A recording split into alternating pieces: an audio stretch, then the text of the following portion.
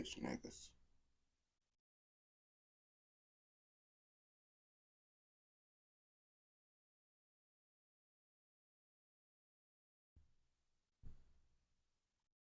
Back in that bitch. Yeah, no.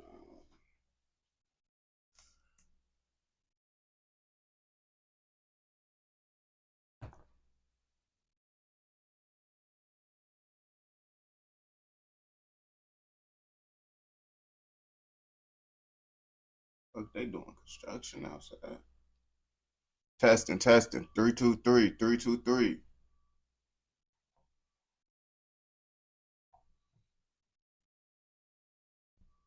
Alright. Yo, what's the word?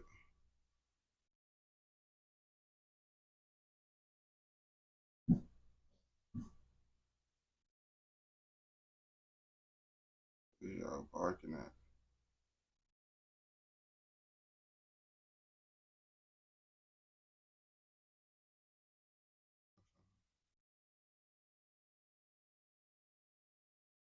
What's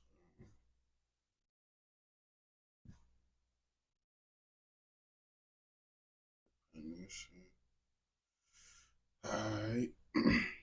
Nah, y'all niggas haven't been getting ads or nothing on Twitch, right? Cause I turned that shit off. So those shit shouldn't be coming through on Twitch. Right, my niggas? Have y'all got ads and shit the last live stream?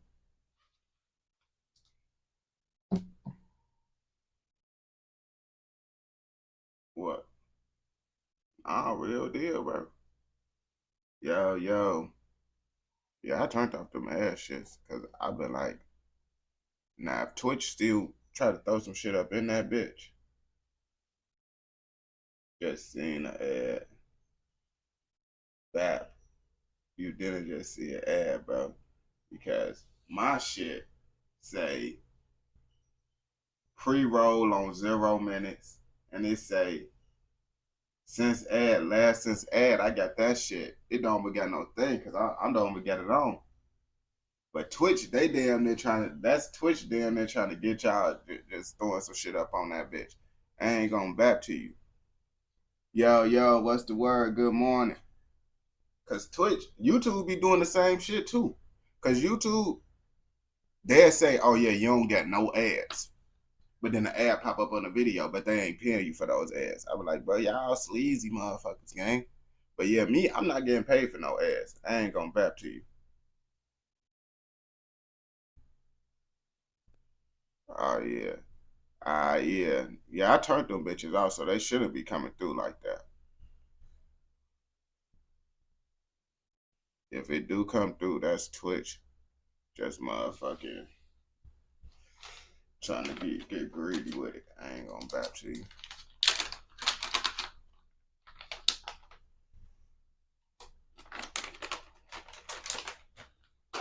Man, this nigga Otto, motherfucking left his charger, all types of shit.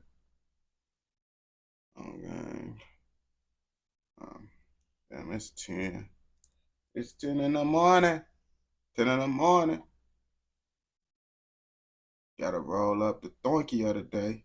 You already know you gotta roll up the donkey. You ain't rolling up the donkey at the top of the morning. And what you doing? Gotta flame up. Gotta flame up. You feel me? So what we finna do? You know what we smoking on. It is. It's that mango tango. That mango tango, nigga. On game. This shit is slight smoking. It's smoking. If I say so myself. On game. I've been fucking with it.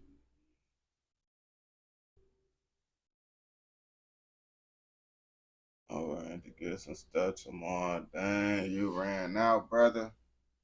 That's the worst feeling when you run out of the Zaza, bro. Worst feeling in the world. Okay. Worst feeling in the world. But shit. Okay. That shit crazy, brother. What time is it in the UK? It's like down at like 3 p.m., ain't it? It's like 3 out there.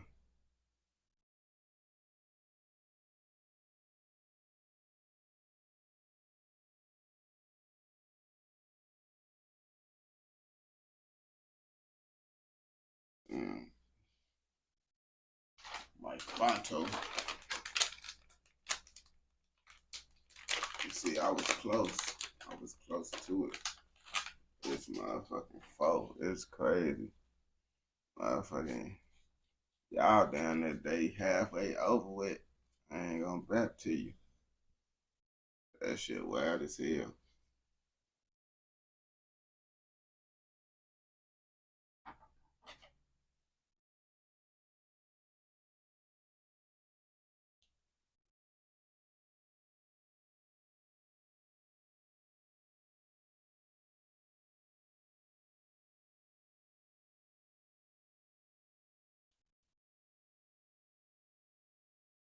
Damn, I didn't cut the right size, but fuck it.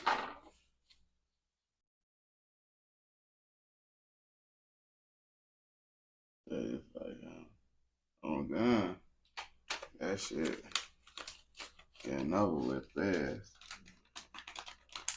So it's just, see, I think it would be better order some original. I ain't gonna bap. I ain't never had no juicy matter. I ain't gonna catch you.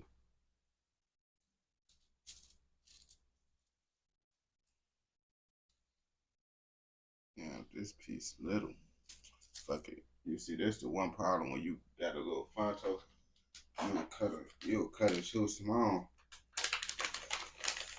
Don't worry. I'm gonna use you later. I'm just gonna push you down here for now. I gotta cut a bigger piece. Oh no. One side is already gone. Now we got this whole other side left. I start off like one side at a time. So now this whole side is gone. Yeah, look crazy. I still got this whole other side.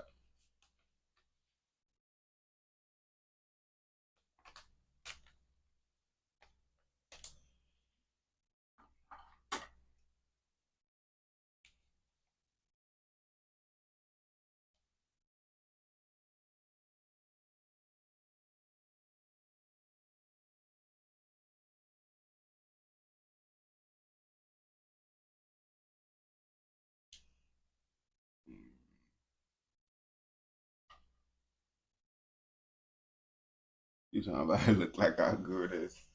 Nah, this shit, motherfucking, you just get it from like the smoke shop. I just be going to the little smoke shop and shit. These bitches only be like $5, man. Like I literally paid $5 to get a whole pack. I literally, bro, I need to throw these bitches away. Boy, we got the deal. Like, what?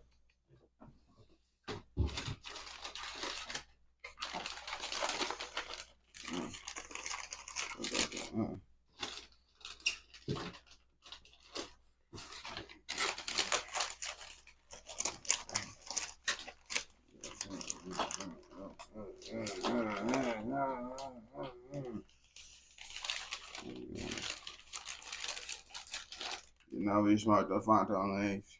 You know, we find no Fonto leaves. Okay. I love my Fonto leaves. It's the best.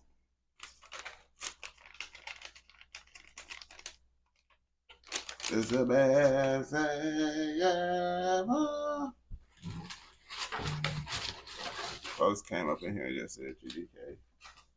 Dang, why you getting on that like that, bro? Oh, that's petite size chronic. Oh, nigga, you slow.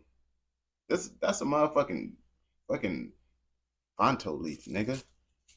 Talking about Reggie. Nigga, that's a Fonto leaf. It's fucking tobacco, nigga. Oh, you never heard of Fontos? Oh yeah, Fontos, bro. Them bitches. You save way more money too. But really, it's just more convenient because you don't gotta go out. Like you don't gotta motherfucking keep on going out getting more shit. Like they last way longer. Motherfucker said cancer leaf. Um, honestly, bro, it's just a specific type of cancer, bro. Really, bro, because lots of the things that motherfuckers eat cause cancer as well. I ain't gonna back to you, bro. You do your research, like processed meats and all that shit, bro. That shit cause cancer. Honestly, I feel like if a nigga eating less processed meats and smoking a Zai, he have a lower chance of getting cancer than a nigga that don't smoke Zai and just eat a whole bunch of processed meats. If I'm being technical about it, that's really the truth, bro. Real deal, bro. Do your research on it. But they say research over me search, gang.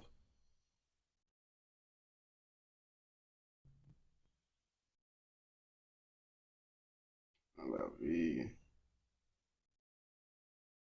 Yeah, Petite crashing out. Bro, Petite, you haven't been up in here when the world needed you the most, gang, you vanished. Nigga, where the fuck you been? Bro, I never seen that. I bought a 50G tub of tobacco on used papers. Oh shit, nah, these basically like big ass backwoods, gang. Petite, bro, where you go, gang? Yo, what's the word, my brother? Is it my brother?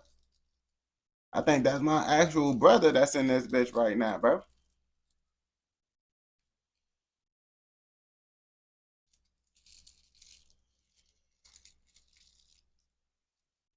You been hearing the stains. Oh, you on Bridgeview now? Oh, gang. Yeah, that's my actual boy. You been hearing the stains on the block. Damn, folks, we needed you, Petite, gang. Folks, you disappeared, gang. The world needed you the most. Bro, there's lots of beef going on the stream, bro. And you just wasn't here, bro. I ain't gonna back to you, bro. I'm finna roll up. Shit, I just been cool and doing this content shit, man. Just been doing this live stream, bro. On gang. My boy, don't take Petite too serious. He crash out, bro. Petite crash out on everything. Folks be crashing out.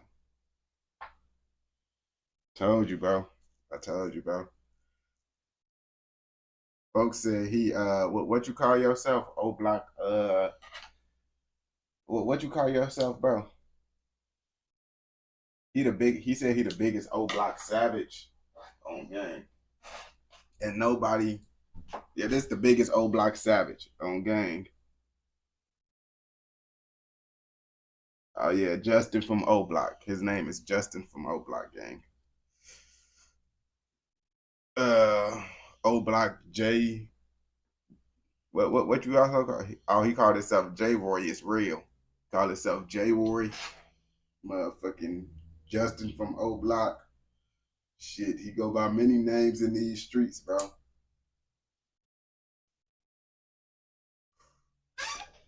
Rumor has it.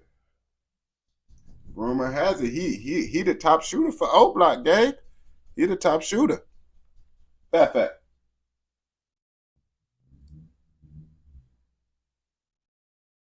Cat has for a living. Told you. You see? I told you, folks. Folks, that's J Roy from O Block, gang.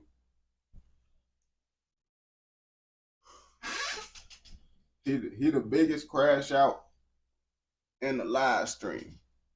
He the biggest crash out, bro.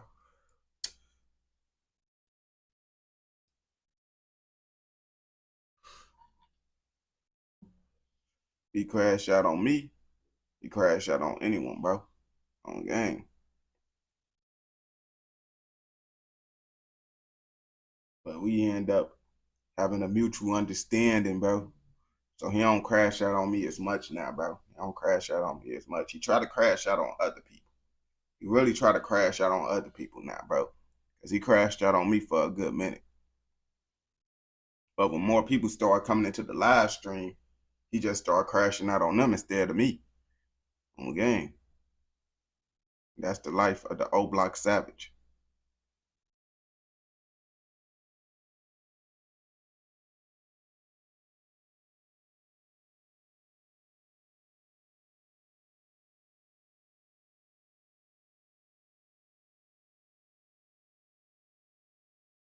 On the game.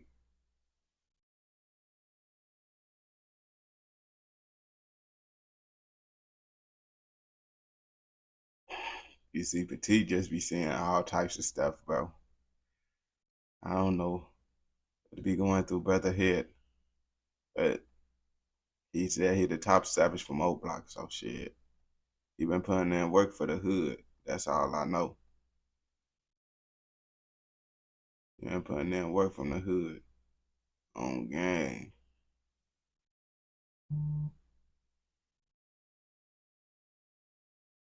And where the fuck this page at? Oh, there we go. Hey, how many bodies you got? O Block J Roy. O Block J Roy. How many bodies you got now, gang? How many bodies you got?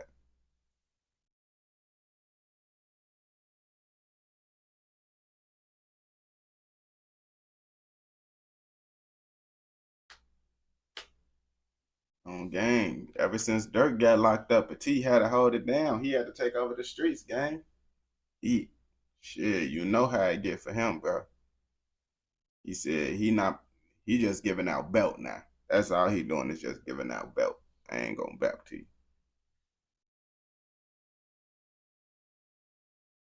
If it ain't belt, he not been outside for real. He only outside when it's time to give belt.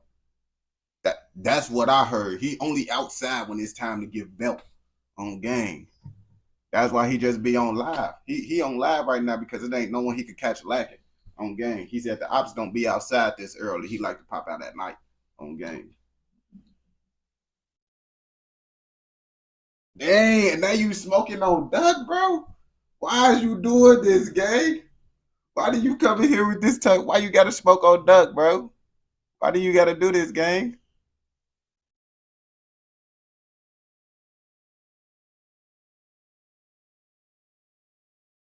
You don't gotta do this to Duck. I thought Duck was cool, bro.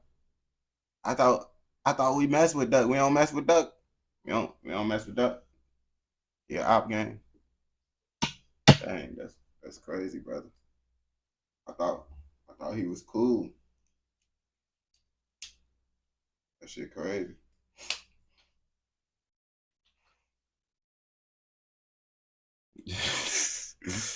The rise of Rack Baby is Yeah, but yeah, he tweaking. He tweaking. I told you. I don't know where this behavior come from, bro. I don't know why he's smoking on Duck. Shit getting real in the streets, bro. Shit getting real in the streets, bro. How many of y'all listen to Rack Baby? Cause I ain't gonna back. I don't really know too much about Rack Baby, but it's a little documentary of Rack Baby. So we just been like, fuck it, let's watch a little documentary.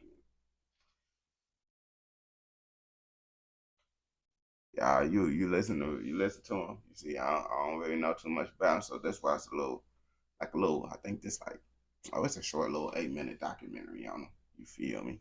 So I can get a gist of where he come from. Get a gist of where he come from. You feel me? On game, and I might turn his 8 minute video into a short form video and put it on TikTok, bro. It's a cruel world out here in these streets, bro.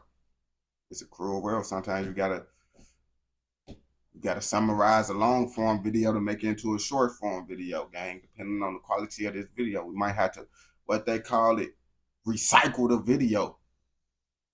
Oh, gang.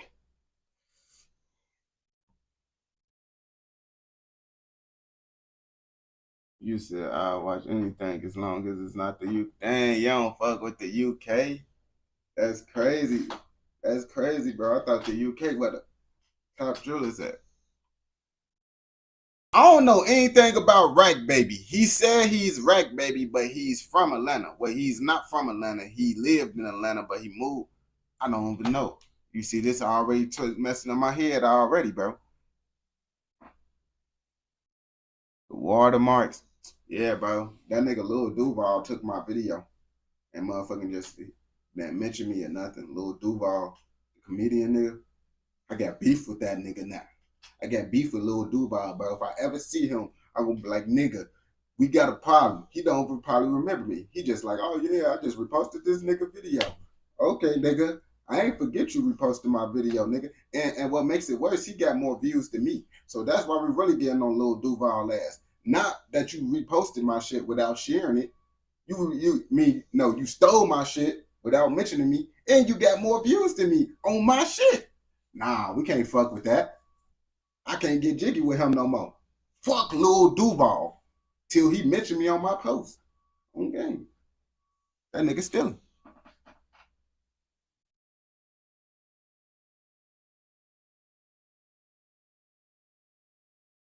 We get up and close. What? We grew up in the A. We from the rack.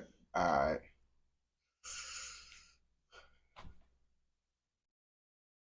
It's a Atlanta rapper named Rack Baby, but his name is Rack Baby because he actually from Chicago. He just moved to Atlanta and grew up out there. So I know his story gonna be different from all the other rappers, you feel me? And that's why we clicked up on it, because I don't listen to Rack Baby and I'm trying to figure out what he got going on and should I give him a chance? Should I listen to his music?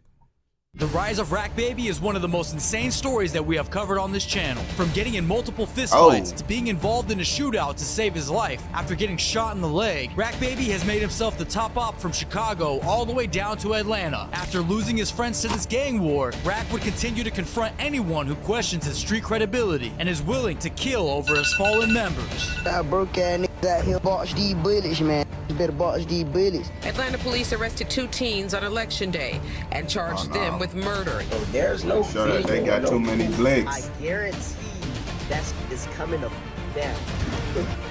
You see? Hey, chat. My baby. Chat, listen, everybody that's on YouTube right now, gang, they over here body slamming people on Up and Blicks, bro. I can't show this on YouTube, bro. I can't. If y'all want to see it come on Twitch, they body slamming people in Up and Blicks, bro. This is not the type of videos for YouTube. Not right now. Baby boy. And what happened to him? We'll tell you when all the other niggas die. We'll tell you about him too. All of the people involved in this heinous crime are in fact juveniles. You see, that's the main reason, because of how old they is. Rack Baby was born around June 2005 and was also certainly raised in the rack. Well, 2005? Bro, that mean bro is like, bro, he's like 12 years old, bro. Nah, I'm just messing around. I was born in 2002, so that's like 3 years after me. well, for the most part. His dad was living off of 69th and Rockwell Street in Inglewood, but his mom, on the other hand, would live in Atlanta near MLK Jr. Drive and Pascal Boulevard. Oh, no. 2 bad areas. I don't even know anything about Atlanta. Like, I've been to the A, but I don't know about the streets, but I heard Martin Luther King Jr. Anything that got Martin Luther King as a street, a bad place, no matter where you at. I don't care if you in Australia. So this is really why you see so much crossover when it comes to Rack Baby and his unique sound. Now here is where there's some confusion that sets in, because recently there has been some photos of Rack Baby as a kid, hanging with celebrities like John Witherspoon and Nipsey Hussle when he was only 6 years old. Rack Baby would admit yes. After his dad moved to LA for a while, Rack had taken some child acting roles. He had done some commercial work, but most notably, Rack was in a Snoop Dogg video titled Tired of Running, alongside with the late Nipsey Hussle. Although Rack was enjoying life in LA, it would. How did bro? So this is why people say he is an industry plant. I ain't gonna back to you, bro. I'm trying to figure out myself, how did he get connection with all these people? Because it's like, how? Unless his family related to them. Would soon be short-lived. After turning 9 years old, he would move back to Chicago for a few months, only to relocate permanently to his mom's house in Atlanta. By the time Rack was 10 years old, he had enough of this volatile life and would start expressing himself through his music. Now, some would say that music would keep them out of trouble, but for Rack Baby, it would be the exact opposite. Soon, he would be tied in with some of the most notorious gangs in Atlanta. Not to mention, he still also had ties with Chicago's M Block. Around 11 to 12 years old, Rack was hanging out with Anti-Menace and Hen Dog, and he would start attending Lindley Middle School. This is around when he had claimed to have jumped off the porch. By 15 to 16 years old, Rack says that he started to go to school on the west side, and that took his music and so he was gonna be in the streets wherever. It's just whether he was gonna be a Chicago gangster or an Atlanta gangster, and it all depends on what his parents decide to send him. street credibility to a new level and started to hang with a gang called 952 while also working at McDonald's, dropping his first official song in July 2021 titled Hen Dog, which is at over 22,000 views to date. This song, Rack would say, is his favorite song that he's ever made, after only getting 1,000 views in the first month. The opening intro, we see a 16-year-old Rack Baby, which he was also going by 952 Rack at the time, or Lil Rack, acting out a robbery. We would also see him acting out another shooting for his video titled Slide Down, which is at over 19,000 views to date. But it wasn't until 2022 that things started to get really dicey. Remember that Rack Baby has ties with M Block in Chicago. Well, we all know who the most known crash out from M Block is, Bando KD. And it was in March 2022 when Rack Baby would get news that Bando KD was on the run for a murder of a 12-year-old little girl. I ain't going back to you now. That's that goofy stuff right there, bro. If he actually unalived that little girl, bro, whether it was on accident or purpose, bro, folks need to be in jail, because no one don't want their niece or nephew, daughter, sister get accidentally unalived because these people out here doing their little street war, whatever they got going on. But whatever happened, bro, if he actually did it, folks need to be in jail, bro. You saying free someone that accidentally unalived the kid, bro, doing some street stuff, you need to be locked up with him on gang. Give him the chair. I ain't going back to you, bro, on gang. She can't get her life back.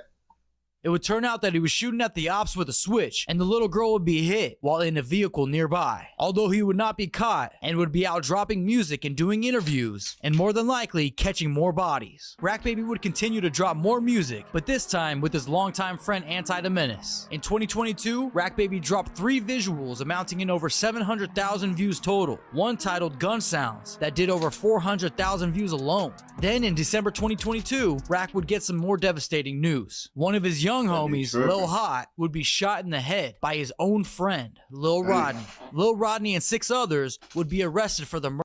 Lil Rodney looked like he too grown to be named Lil Rodney. That's just Rodney now. On gang, you got to get rid of the Lil. Murder of Lil Hot, Ola Cam, and the murder of other young teens of Atlanta. Teenagers are in jail right now charged with murdering 2 other teens. It's a big break in a case we've been following since it happened a week and a half ago.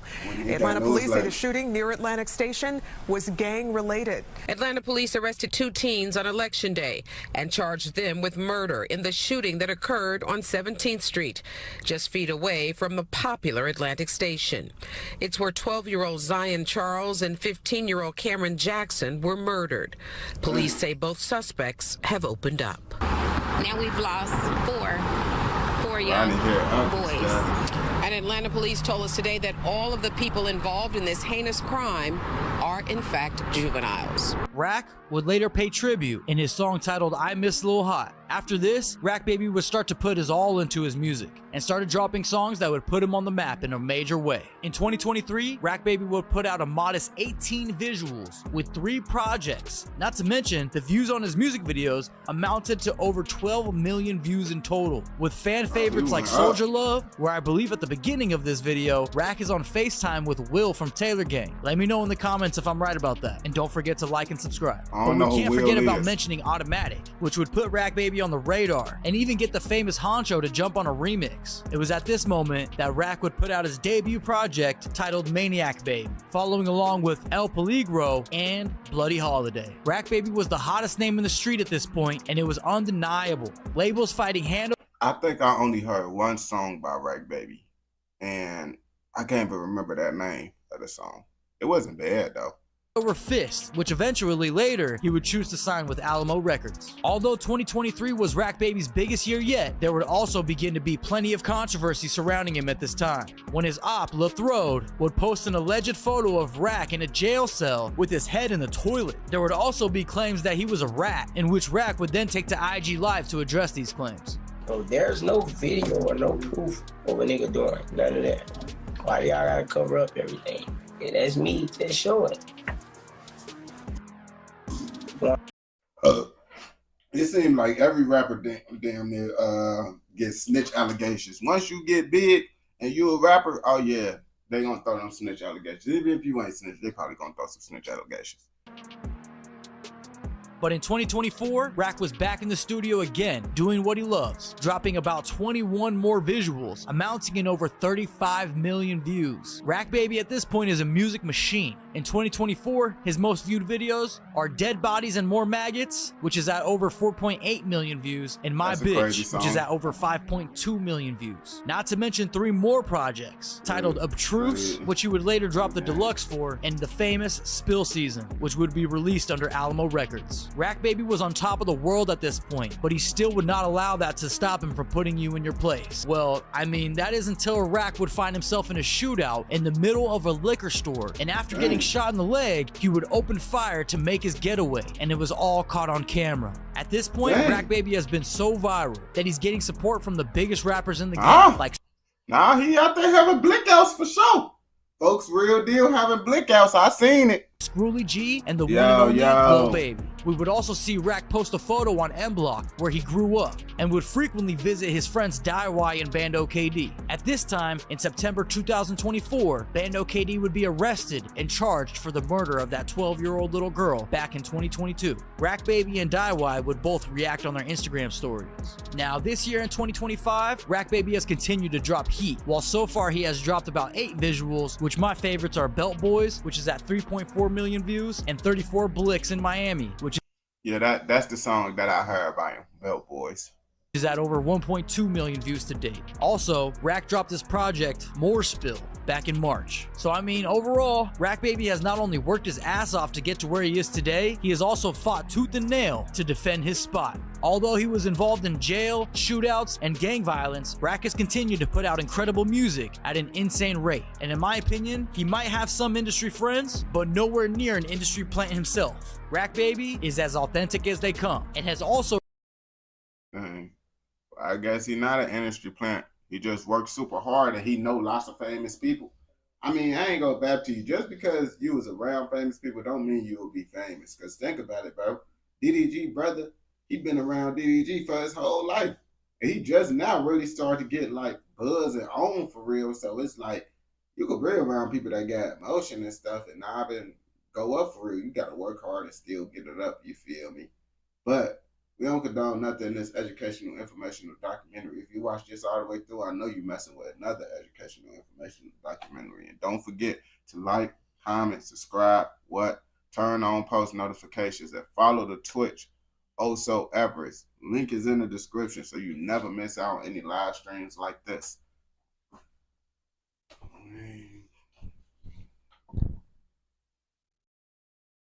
It's gonna be me.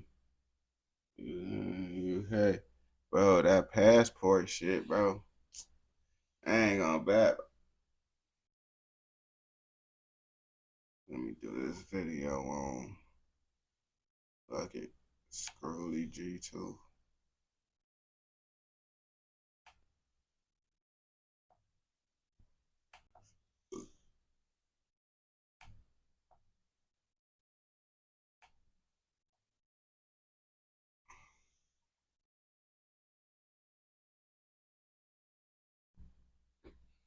Appreciate the follow, my brother.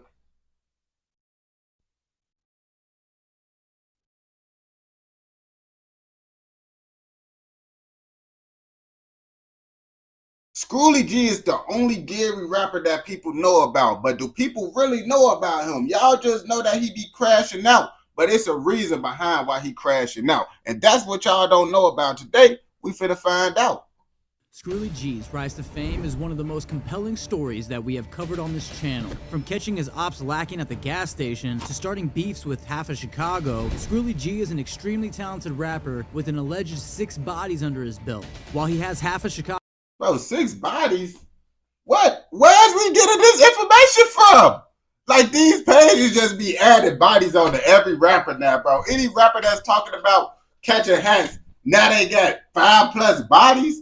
What? I remember back in the day, if you had 2 bodies, that mean you was, that's a lot. 2 bodies was a lot. 3 bodies, you super savage. Now people talking about 6, 7 bodies just like regular. Every rapper got 6, 7 bodies now. This getting wild now, bro. Chicago wanting him dead right now, he has created an alliance with the most feared gangs in Chicago as well. Scrooly G has a reputation of shooting first and asking questions last, which would suit him well, considering he has plenty of people that are gunning for him as we speak. You ain't got no get back for nothing. You got shot, TJ got shot, and a lot of got shot. Who got shot after y'all got shot? Nobody. My point exactly, because you be getting a... Dang, he said nobody. I ain't gonna back. I mess with Scrooly G, but y'all gotta check out SOBOD. He was my favorite Indiana rapper, Gary Indiana rapper before Scrooly. Actually, OB still my favorite. OD. He's still my favorite Gary rapper, but I mess with Scrooly too. Belt pulling this charge on tank this to go off. You see, that's the video that made him go up. Why did even try to do that? You get on this on the internet and use duck name for clout. How many of them old block niggas this and they still walking? They say get this man some water. Down from the game. You GDs are on bro grave. Man was shot and killed in Gary, Indiana. What? Scrooly G was born and raised as Deshaun Bradley around Gary, Indiana. More notably, Miller Beach. It is unclear how old Scrooly G is, but based on my research, I would guess that he was born around the year 2000. He admits to growing up in a stable household with 2 supportive parents. And even though the area they were raised in was decent, Gary and Chicago were right around the corner, and these 2 cities notoriously hold some of the highest murder rates in the nation. At around 14 years old is when Scrooly G would find out that his father had passed away. He doesn't say much about the cause, however, he does say that after the loss of his father, he would turn to the streets for male role models. Then, on November 28th, 2015, over Thanksgiving weekend, Scrooly receives a phone call that one of his closest friends, Tyreek Fox, aka Tink, was shot in the back due to an alleged accidental shooting inside of a home, and Tink would not survive his gunshot wounds. Dang, you see, I ain't gonna bap to you. If his father ain't passed away, y'all think he would have been like this? Cause I ain't gonna bap. J-Bo, he really started hopping off the porch once his father passed away. Tyreek Fox was Scrooly G's cousin, and to this day, you can hear him chanting the name Tink in almost every song to show you how much his loss means to him. Now, by 15 or 16, Scrooly G and his entourage had formed into the gang called STK, or Shoot to Kill, with an alliance including TTA, or Tie Top Assassins, which is in honor of their late comrade Tyreek Fox. Scrooly G leads STK TTA for the most part, with his influence and affiliation to the Gangster Disciples. By this time, Scrooly G is outside running drills and making songs about them, and while he had already started losing some of his closest friends due to gun violence, I ain't gonna bap to you. It'd be crazy that y'all be saying the rappers is the leader of the gangs just because they're the most known people of the gang. Like, I don't think he the leader of that gang, but he might be. I don't know.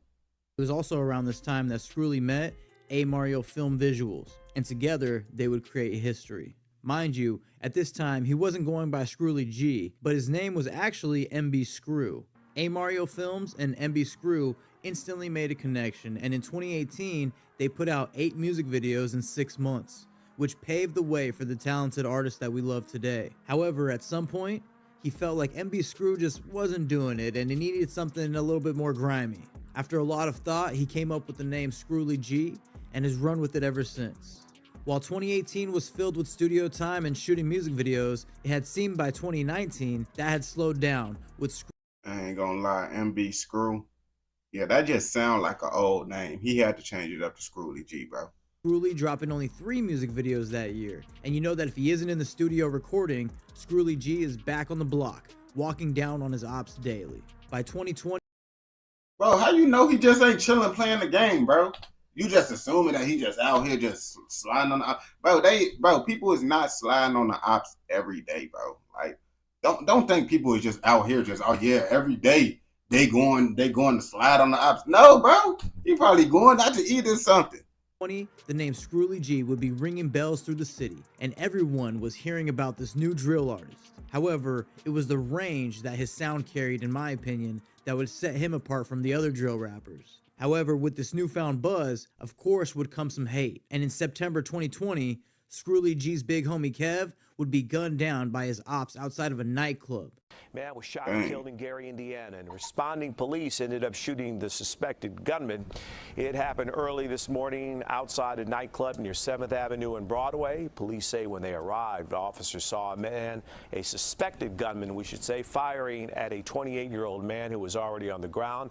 Police then exchanged gunfire with the suspect. He was shot in the leg and treated at a hospital. No officers were hurt. While police did manage to hit Big Kev's gunman, the street code would lead this to be another unsolved case for the local homicide division.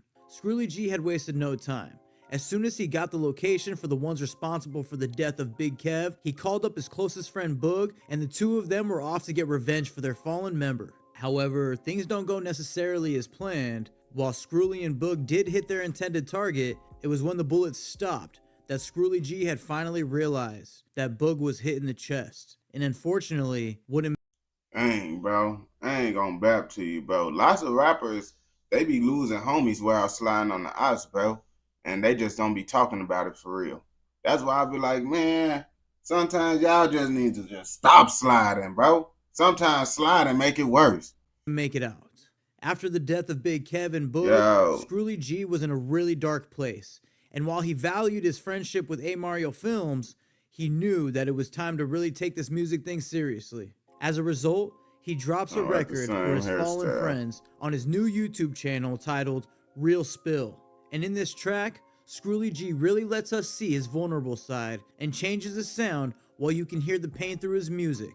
Throughout 2021, Scrooly G would dedicate all of his time to building this YouTube channel by dropping music back to back. And with all of the buzz building around this Gary native, it was the perfect time for him to drop his debut album titled What It's Gonna Take for Them to Notice Me, which would set the tone for his rise to come. On June 19th, 2022, Scrooly G was allegedly cruising through the Ops hood on the west side at about 11 p.m. when he spotted Javion Hawthorne, aka V-Ski, at the Save gas station on the 3200 block. Scrooly hopped out and sprayed in V-Ski's direction, hitting him several times as he bled out at the scene. Gary police responded to a call at about 11:40 p.m. for a gunshot victim, where they found V-Ski on the ground outside of the gas station. Alright, niggas say we can't post at the store. Last time your homie died, his bitch ass died about to pump right down the floor. A woman who witnessed the murder was checked on by Gary Fire Department. How you know that's what he was talking about though?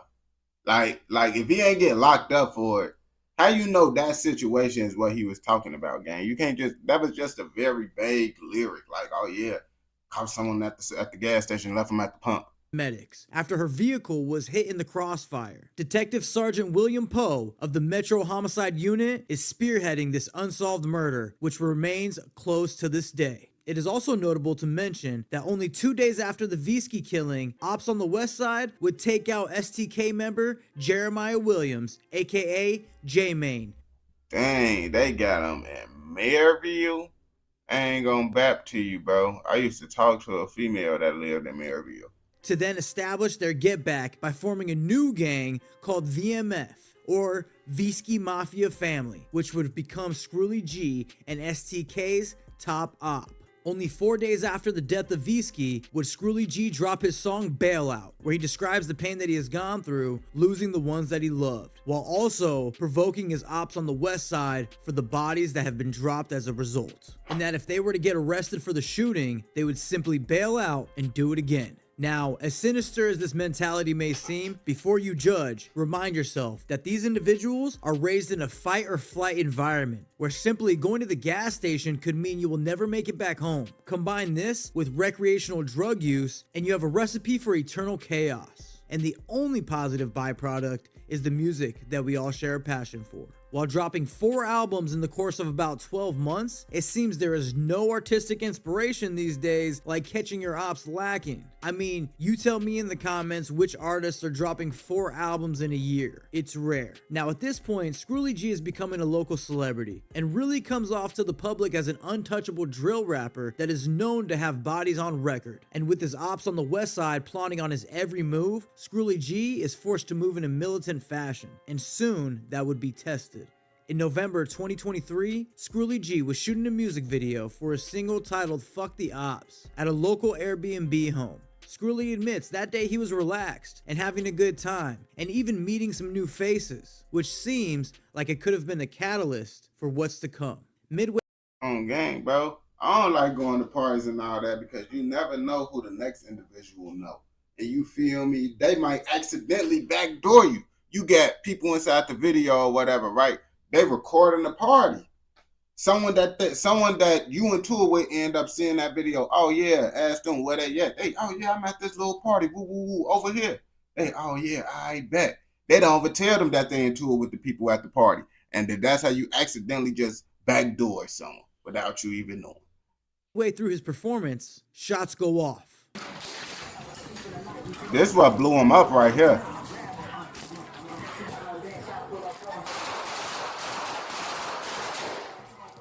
Scrully would later break down this video with On a Couch TV. Yeah, I ain't gonna get too much into it though, you feel me? Cause like I don't wanna like get on no police like that was hilarious. You know what I'm saying? Like, but I ain't gonna lie, like I'm sent 2 shots though, like a real shooter know, like, you feel me? If a nigga would've shot that up, it would've been rapid shots, like, you feel me? It wouldn't have been no big pause. It's like I'm a gangster though, you know what I'm saying? A lot of niggas is in that running with guns, you feel me? I ain't gonna single hand pick niggas who came out, you know, and stood on business, cause I don't wanna incriminate nobody. Half them niggas in there, like, I ain't even personally invite, gang, you feel me? Like, that's what we went wrong at right there.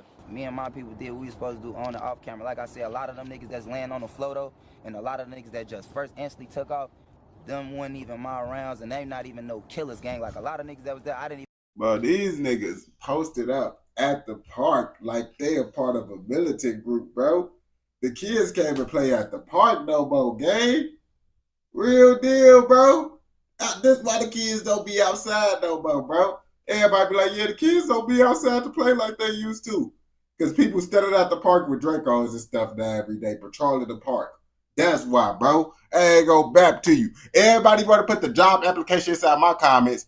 Why don't you put the job applications inside these rappers' comments, bro? Because this stuff is unemployed activity to the fullest extent. Even expect to shoot that gun, because I ain't invite them. You just got to do your homework on Scrully G, why niggas would even try to do that. You feel me? Like I say, a lot of niggas that you see taking off like orange hoodies and niggas laying on the floor, them niggas not killers, gang. You know what I'm saying? Like, them niggas is pick me niggas. They're like niggas that I ain't even invite. Imagine, gang, I ain't never do a party, gang. Like, you can't get close to me like that. You feel me? So like I say, I told I thought that was gonna happen. I just ain't like, man, I've stole parties all the time. Man, you'll be little in that gang. Like, you know, it's supposed to be principles and rules to this. You feel me? So it's like a nigga ain't never like just went through that. And then it's like y'all don't own the crib, so why, you know, why hit a crib, gang? You feel me? But like I say, gang, niggas know how to go, bro. Like, I don't want to get too much into it, but all that running and niggas, like I said, a lot of niggas was running. I ain't gonna bap to you, but shooting up a crib is just goofy. Like, if you going to go shoot up a crib and you don't know if it's kids or anything inside of it, you just shooting it up for no reason. Well, you got a reason, but shooting it up, not knowing what you hitting, bro. If you can't see your target and you pulling the trigger, that's goofy behavior. I ain't gonna bap to you, because why are you pulling the trigger and you can't see what you hitting? Come on now, that's goofy. But I ain't gonna select the hand, like, you know what I'm saying? In my crowd, who they look like was running when stood on business. You feel me? Niggas ran to that front door. You know what I'm saying? But a lot of niggas definitely was on that ground and running with guns and then shoot guns on everything. Like, I'm gangster enough to admit that. But the faces who was supposed to did what they was supposed to do. You know what I'm saying? But like I say, you know, that's all that was though. Like, that was some rookie. This story went viral, and if you didn't know who Scrully G was before, you definitely heard about the guy from Gary who got his music video shot up by the ops. And it's crazy. Lots of people were saying he was from Chicago at first. Lots of people thought, like, we didn't know where folks was from. We were like, oh man, Chicago rapper, I don't know, because there's new Chicago rappers popping up every day. Then we found out he's from Gary. Shout out to the filmer who goes by Done by Mata. Bro seemed like he had been in this situation before and knew exactly what to do. Allegedly.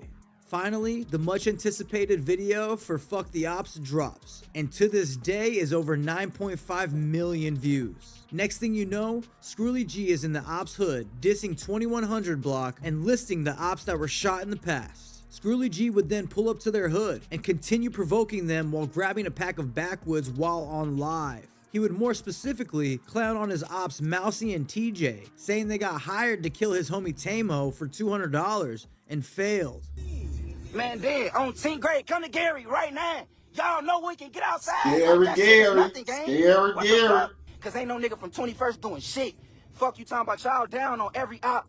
Y'all letting our little ops, niggas that 16, 17, 18 pounds y'all at. Come on, bro. Now, so you let Javion shoot you. You was a bitch. Shut your bitch ass up, nigga. Dang, you ain't got no get back for nothing. You got shot. TJ got shot. How many nigga? A lot of niggas got shot. Who got shot after y'all got shot? That's Nobody. crazy. My point exactly, cause you niggas be getting a belt on bro grade, nigga. Bet you don't. No nigga play with me. Jasmine. Nah, who in this charger? On Tink, nigga, this bitch will go off. Nah, this 21st, right? Oh, okay. Hey, go back to you, gang. I literally just see the video on TikTok, bro. And there was some dude, bro. And it looked like, bro, he one of those type of dudes, but he was talking about black fatigue, bro. And then he was talking about stuff like this. And now I'm seeing the stuff that he talking about. He be like, yeah, bro. Y'all out here glorifying. Y'all can't even go out to y'all stores safely no more because y'all out here thinking it's cool to post up in front of them with blicks. I'm like, dang, bro. Now I see Scrolly G talking about, yeah, I'm finna blick down this charger that's sitting right here. Well, if it's an old man sitting inside that charger, he just trying to go get some gas. You know, old people like to ride. You see, when you was at the hood, you can't even ride a certain car no more. You can't get you a tinted up charger inside the hood, bro. You gonna get blicked down. Tinted up any Durango, someone gonna shoot at you. You over there moving too suspicious and stuff. I'm be like, man, that's crazy. Can't even get a charger inside the community without it getting blicked up. Let me go get my box of woods, nigga. Hey, let me get a box of woods, bro. They see this big ass chop in my hand, nigga. You talking about crap, baby? I'm just showing you niggas is bitches on Jasmine, nigga. That's all I'm doing. On Lil, bro, that's all I'm doing, gang. Showing you niggas is not like that and never on y'all block. I ain't gonna rap. That's an easy way to get popped, though, bro. Like, yeah, you trying to show that you tough or whatever, bro. But no matter how tough you is, you could get caught lacking. They know where you at, and you don't know where they at. So it don't matter how tough you is. It's just if they want to catch you lacking or not. Your bitch ass went to nap. You supposed to be in Gary. Come out here and play ball, nigga. No nigga play. You just told me I couldn't go to 21st to get no woods. Play ball. I just told you I was going there to get them. And I play got ball. Them. Bitch ass nigga, and I don't even smoke backwoods no more, nigga. Niggas ain't got no hats on folks' grade. Like niggas be just getting their asses target practice, gang. Bro, yo baby mama got slutted. Is you cool? You must have forgot. Mousy and TJ is the floss niggas from 21st right now, nigga. And they niggas said his baby mama getting nailed. Right?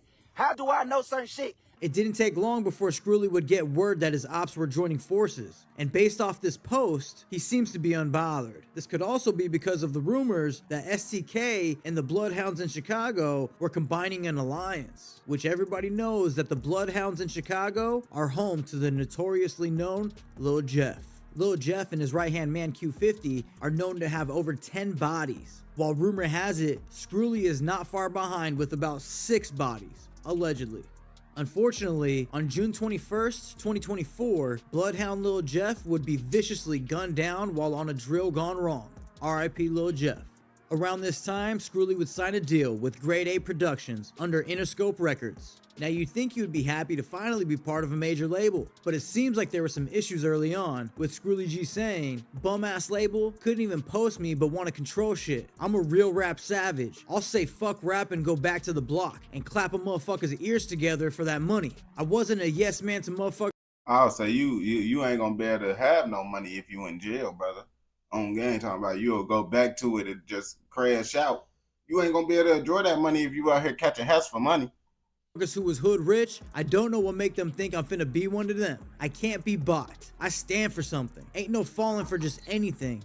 Screwly G clearly knows his value, and I respect the fact that he won't tolerate the label's games that they play, considering he is one of the hottest names coming from Chicago/Gary. And to validate that, he can be seen on the Lyrical Lemonade Summer Smash stage with Chicago's recent street menace, Vaughnoff 1700. Shortly after, word hits the streets that another one of STK's ops, TJ800, had been gunned down in cold blood. And it turns out that STK wasn't the only gang that 800 had beef with, because after his death, there were so many people from different gangs taking to social media to mock TJ's death, with laughing emojis all over Instagram. Screwly G would of course take this opportunity to go live and mock TJ800 further, saying he's smoking on TJ. Hey, we in the y'all want to see me smoke this TJ on here, man? Yeah, folks, let's do that. Hold on, let me get right, folks. He said, yeah, let's do that. That's a great idea. Right with my boy. He buried it right there. With all of this hype brewing around Scrooly G, he would drop his first album with the label titled Murder Man, which is straight heat. And the only feature Scrooly decided to have on the album was our very own 21 Savage, along with other singles like Scrooly This, Scrooly That, and Confidential. Nah, I ain't gonna lie, that's low-key raw because 21 Savage talking about on that murder gang shit, slaughter gang shit. Y'all remember when 21 Savage dropped that, man? That was busting. Take it, man. Hey, 21 was in the game for a long time. Which are both bangers. Now, there's been kind of a stigma around hood journalists that interview a rapper and then shortly after go interview his ops. It is common, and I see how it can be used maliciously to cause conflict, but at times, if done properly, it is also important to document the history of these conflicts for the sake of journalism. But let me not get off topic now. Basically, there is a journalist in Chicago/Gary area that goes by the name Word from the Trenches. And I believe that he had done an interview with Scrooly G. And afterwards, Scrooly had noticed that Word from the Trenches was planning to do an interview with 1800 Sosa from Visky Mafia family. So Scrooly G hit him up and said, hey, if you're gonna go ahead and interview my ops, don't bother dropping our interview on your channel. Word from the Trenches would respond, letting Scrooly G know that he can't stop him from dropping content, which Scrooly respond by saying, somebody tell dude I'll real life kill his ass. Send the low, I'm pushing up today. I'll show you better than I can tell you. I don't know about you. Bro, like, I ain't gonna bap to you. All that talking about what you gonna do on the internet, I instantly think you either slow or you're not gonna do it. Because if you're gonna do it, why would you say it on the internet? So the police could come straight to you when it actually happened because you said you did it. You feel me? That's why I'm like, man, and honestly, nothing ain't happened to Brody. So it just make you look bad. Like, when you say you're going to do something to somebody and it don't happen and they still out here making YouTube videos, it just look bad on your end, bro. I ain't going to bap to you. Honestly, you shouldn't even be saying this type of stuff on the internet anyway. But if I got that message, I would be concerned. And it turns out that the interview with 1800 Sosa would come out, but I don't see the video on his channel with Scrooly G. So it looks as if he got what he asked for. Not to mention, I watched the interview with it's because probably Scrooly G, he gonna get that video took down. You posting him, he could get that video took down. He just got the power to get it taken down. Scrooly's ops, and I'll save you the time and tell you don't bother. I don't even think they even brought up Scrooly G once, and if they did, it was extremely brief. The beef with Word from the Trenches was exponentially minor in comparison to the beef that he was about to create for himself. With only a few lyrics, Scrooly G would soon make himself public enemy #1 in Chicago. Well, I mean, at least the GDs from Chicago would not appreciate a snippet that Scrooly G would drop, which had a bar dissing the late FBG Duck. Fuck my ops, can't fuck with us. Every time we come through slant, I'm the first one fine. Make op niggas run and duck. You need to correct yourself, really. Honestly, bro, the GDs from over there, I'm pretty sure the other GDs don't care. Like, it's GDs just cool with, you know, Bloodhound and all them, most likely, bro. On gang, like all that GDs only cool with GDs, BDs only cool. None of that stuff don't matter no more, gang. I ain't gonna back to you, bro. Real deal. He only made the GDs over there mad. Catch me a nigga trying to shop at the store and bounce out on him and do him like Duck. Now, FBG Duck is a very well-known name throughout Chicago, and his death shook the city. It wouldn't take long for people like J.H.E. Ruga, Flame, Billionaire Black, and King Yella to speak out and diss Scrooly G for being so careless with dissing the dead. It wouldn't take long before Scrooly would take to Instagram Live to clap back at all the GDs that were sending hate his way. On team, then you niggas want to keep talking about everybody who did Duck died. Gang, I said this shit to Big Liz and he can vouch. I add them on here, gang. On team, all the Duck killers roamed the street long enough until they got booked. None of you niggas killed none of them. Put y'all bitch ass on. Do y'all know who the fuck I'm signed to right now? Do y'all know that? Do y'all even know why I fuck with No Limit? All these niggas talking about everybody who did Duck died. Which one of them niggas died? All that tough shit, you niggas get on this bitch on the internet and use Duck name for clout. If y'all really was gonna do something, do it on bro grave. How many of them O block niggas dissed me and they still walking through the O? Y'all a couple blocks down from niggas, gang. You GDs are bitches on bro grave. Fuck you talking about? I seen every nigga that. And it's like, bro, he real life never really diss Duck. Like how people be trying to make it seem like he ain't say F Duck or none of that. He said, I pop out on him and do him like Duck. You feel me? So it's just like that whole thing right there with that little situation is, bro, he was just saying, just like he said something about Tupac too. He'd do something. He's just saying like Duck passed away at a store. So literally, that's all that he's saying, bro. He just referencing Duck's situation, bro. And honestly, bro, I understand both sides of it, though. I understand why they say, oh, yeah, folks dissing. But I understand Screwly, like, bro, it's people out here really dissing your homie. Out here saying F him. And you worried about him, someone that's using him as a reference? That's just kind of crazy to me. I ain't gonna back to you. That said something. Any nigga that want to do something, let's do it. On bro grade, nigga, I'm not ducking no motherfucking wreck. Fuck y'all talking about y'all niggas got me fucked up, bro. On the guys. Needless to say, this had sparked a huge issue throughout Bro, Chicago, like and this would just make the alliance between SDK and the Bloodhounds even tighter. Leaks of Screwly G and Bloodhound Q50 shooting a music video together would surface, declaring these two the official top ops of Chicago at the moment. This new deadly duo would then drop Make Me Mad Part 1, where Screwly would take this opportunity to clap back at all of his ops. And within just a few days, Make Me Mad Part 1 would hit trending #1 on YouTube, which is kind of crazy for a diss track if you think about it. While his ops would of course take this opportunity to drop songs. Bro, who listened to King Yella, gang? King Yella just be clout chasing to the fullest extent, bro. Like, he need to hang it up, bro. I swear to God, bro, real deal, bro. I took a little mushroom trip, right?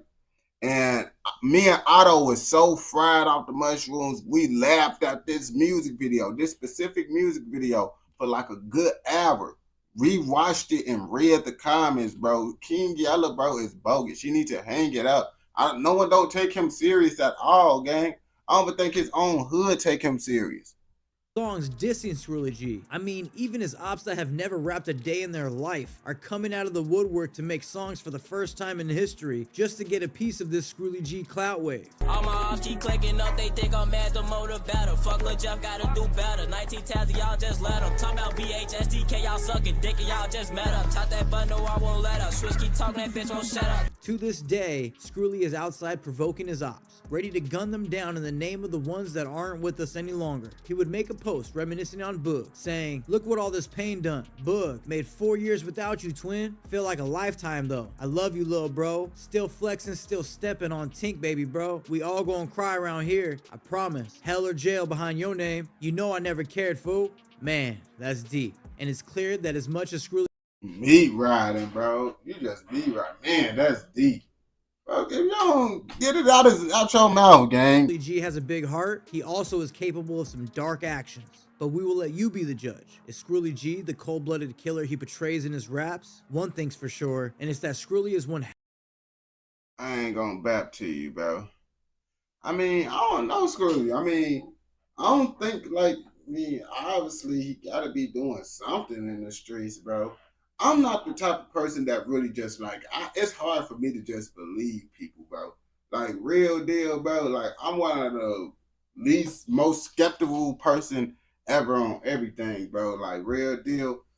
I assume everyone lying until proven they not lying, bro. Real deal, bro. So most rappers off the back, bro, I just think they lying, bro, till they get locked up for something. I'm like, oh, they wasn't lying. But I ain't gonna bap to you. I just assume most rappers is lying. Not saying that he is lying, but me personally, I'm not gonna believe no man. I don't know just off of what he say with no proof. I don't know him. I don't know none of them, so I can't. He could. He could. He might not. We don't know, but his peoples know. That's all that matter. His ops know. That's all that matter on game. But I ain't finna say it. I don't know. But if you watch this all the way through, I know you're messing with another one. So don't forget to go watch another educational, informational documentary. Don't forget, like, comment, subscribe. Turn on post notifications so you never miss out on any educational, informational documentaries like this. And don't forget to follow the Twitch, osoavarice. Link is in the description. In the description on game. Twitch, osoavarice. Nah, that's wild, bro. Buddy, that's deep. That's deep what he said, bro. He's stepping. Bro just said he's sliding for his homie. And bro said, that's deep. Lizzie globbing to the fullest extent, I see.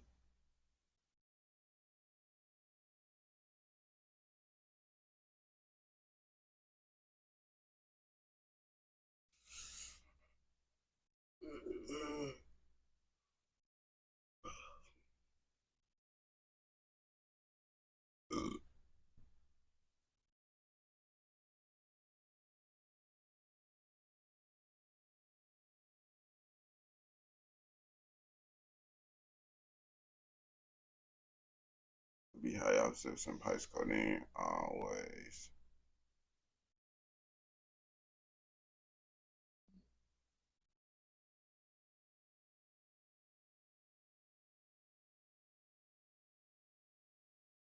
I'll do my next part of this.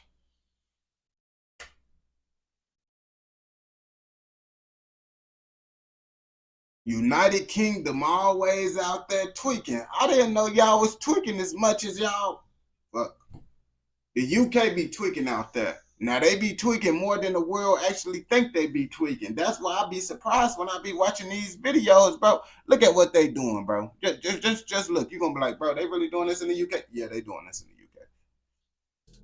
In the criminal underworld of Manchester, betrayals can be just as deadly as rivalries. On a summer night in July 2022, Thomas Campbell, a well-connected drug dealer, was brutally ambushed and tortured in his own home. His murder was not a random act of violence. It was a carefully orchestrated hit, executed by those he once trusted. Backdoor? Over 2 agonizing hours, Campbell... You see, this is what I mean, bro. I literally was just telling you, we was having this argument on the UK. I was like, bro, honestly, these type of people be crashing out more than y'all rappers, bro. Real deal. When we be watching videos, bro, I don't be hearing nothing about y'all rappers for real, bro. Y'all rappers ain't putting in work like these dudes. These dudes is putting in 10 times more work than 90% of y'all UK rappers. I ain't gonna back to you. Suffered at the hands of his attackers, enduring a level of cruelty that shocked even hardened investigators. This is the story of how a web of deception, revenge, and organized crime led to one of the most shocking killings in recent Manchester history. Thomas Campbell was no ordinary victim. A convicted drug dealer with deep ties to organized crime, he was living a high-risk life, one that was always on the edge of violence. But in July 2022, that life came to a brutal end. Campbell was ambushed in his own home in Mossley, Tameside, in what police described as a robbery of a drug dealer by other drug dealers. However, this was no simple burglary. His attackers weren't just after money or drugs, they wanted to send a message. The plot to take down Campbell was months in the making. They're trying to get his shorty? At the heart of it was his ex-wife, Colleen Campbell, who played a key role in setting him up. She had Can't trust these bops, bro. That's why, and she looked like she one of them little grimy females, bro. She looked like a little EE. I ain't gonna back to you, bro. That's why you can't trust these EEs, bro. Real deal, bro. Aligned herself with John Belfield, a known figure in Manchester's criminal underworld, who had his own vendetta against Campbell. Their connection was more than coincidental. Belfield had been obsessively...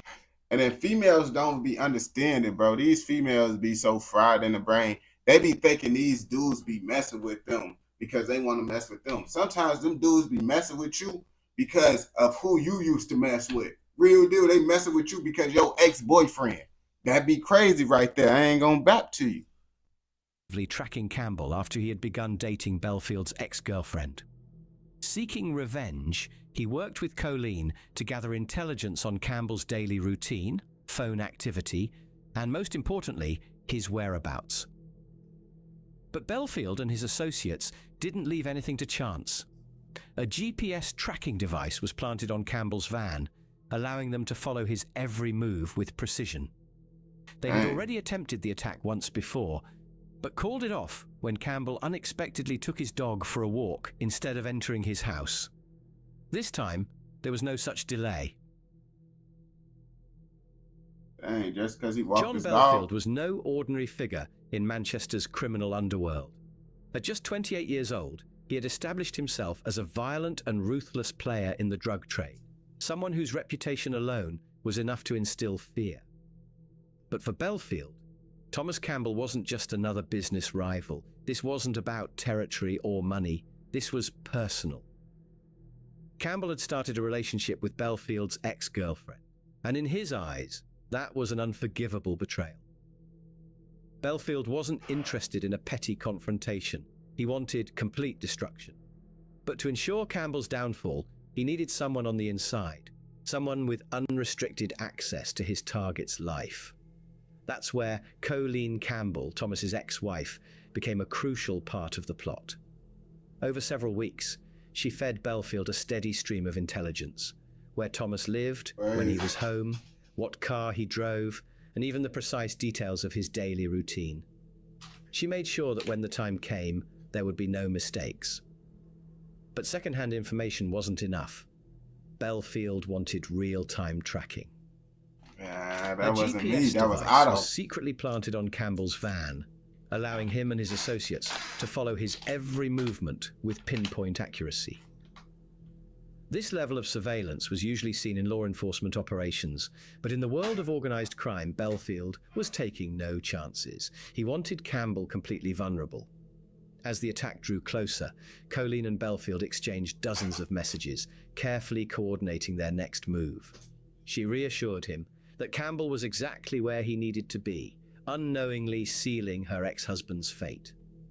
Then, the night before the murder, Belfield sent a chilling one-word message. Tomorrow. It was the final confirmation. The plan was in motion and there was no turning back. To carry out the attack, Belfield recruited Reese Stephen and Stephen Cleworth, two men with violent pasts and no hesitation about getting their hands dirty. Though Cleworth was absent on the night of the murder, lost in a drug-fueled binge at a swingers club, his role in planning the ambush was undeniable. The trap was set. Thomas Campbell, completely unaware of the betrayal unfolding around him, was walking straight into his execution. The night of terror. On the night of July 2nd, 2022, Thomas Campbell returned to his home in Mossley, Tameside, completely unaware that his fate had already been sealed. In the darkness, 3 armed men waited, ready to strike. They had attempted the ambush once before, but aborted when Campbell unexpectedly took his dog for a walk instead of heading straight inside. This time, they were scared there of would be the no dog? mistakes. As Campbell reached his front door, the attackers pounced. The ambush was immediate and ruthless.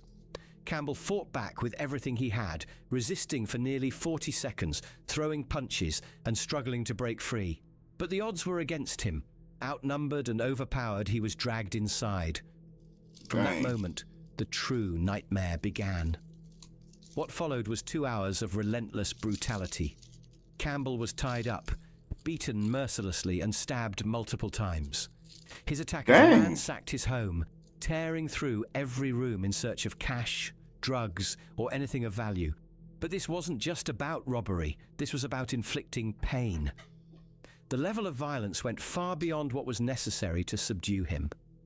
In one of the most horrific acts of torture, the attackers poured boiling water over his body, leaving agonizing burns that compounded his... Dang, so after stabbing him, they poured the boiling water. You see, that's what I'm saying, bro. Y'all be on some gruesome horror movie type stuff when y'all be inside the UK. But at least they not doing what them other people did, bro. Because them other people made the other dudes take off their clothes and do whatever stuff them gangsters had going on, bro. They was some, I don't know, bro. I heard that other story. I think that was either Canada or the UK. I don't know which one. His already gruesome injuries. In total, Campbell suffered at least 61 separate wounds. In a final desperate attempt to survive, Campbell somehow managed to dial 999, Juice but by WRLD. then his strength was gone. The emergency operator's voice rang That out, was Canada. "Fire? Police? Or ambulance?" If you can't speak, tap the handset, cough, or make a noise. Silence. His body had endured too much. His killers showed no mercy, continuing their assault before finally deciding they had done enough. Dang. When they fled into the night, they left Campbell behind, alone and broken. His body lay in the hallway, ankles bound with duct tape, naked except for a pair of socks. Hours would pass before anyone would discover the horrors that had unfolded inside that house. By then, it was far too late. The following morning, a neighbor noticed Thomas Campbell's front door ajar. Concerned, they approached the house and stepped inside, only to be met with a gruesome... Well, this the paparazzi or something taking a picture, bro? That must be the feds. He must have saw them like, oh yeah, I messed up, bro. He was right mid-eating. ...and chilling sight. Campbell's lifeless body lay sprawled in the hallway, his ankles bound with duct tape. His battered and burned skin told the horrific story of the torture he had endured. Blood was splattered across the walls and floor, clear evidence of the brutal 2-hour assault that had taken place within the home. It was a crime scene so disturbing that even seasoned detectives would later describe it as one of the most harrowing they had encountered. Greater Manchester Police quickly arrived, sealing off the area and launching a full-scale murder investigation.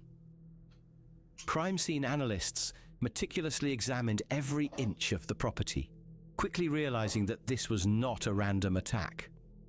The house had been wiped down in an attempt to erase forensic evidence, indicating that the killers had planned ahead, taking careful steps to cover their tracks. However, no crime is ever completely perfect. Despite their efforts, the attackers had overlooked key pieces of evidence, crucial details that would eventually expose them. Detectives began reconstructing Campbell's final hours, tracing his movements, contacts, and recent interactions. What they uncovered was a web of deceit and betrayal far deeper than they had initially suspected. Backdoor. His ex-wife, Colleen Campbell, had played a significant role in setting him up. She had been in frequent contact with John Belfield, a known criminal with a personal vendetta against Thomas. As investigators followed the trail of phone records, CCTV footage, and forensic clues, they discovered the carefully orchestrated plan that had led to Campbell's murder.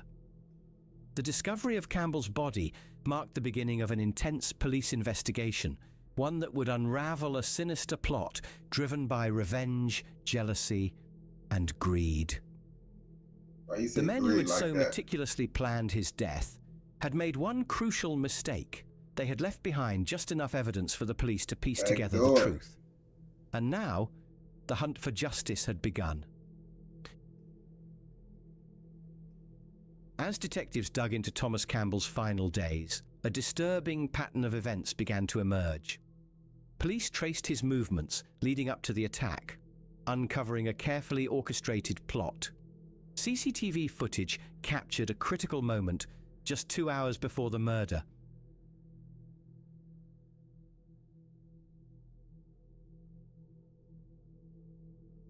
Oh no, they came deep. They came 3 deep. See, that's the only thing I really be worried about. I don't be worried about one individual, bro. It's when y'all coming 3-4 deep, bro. How can one person fight off 3-4 people that got weapons? Colleen Campbell, his ex-wife, engaged in a phone call with John Belfield, the man believed to be the mastermind behind the attack. Phone records revealed an extensive exchange between the two in the days leading up to the killing, further solidifying their connection. One of the most damning pieces of evidence was the GPS tracking device found on Campbell's van. This device had allowed the killers to monitor his every move in real time, ensuring they knew exactly when to strike. Investigators soon determined that the attack was not a random act of violence, but a calculated execution carried out with precision. As police identified suspects, Reece Stephen quickly emerged as one of the key attackers.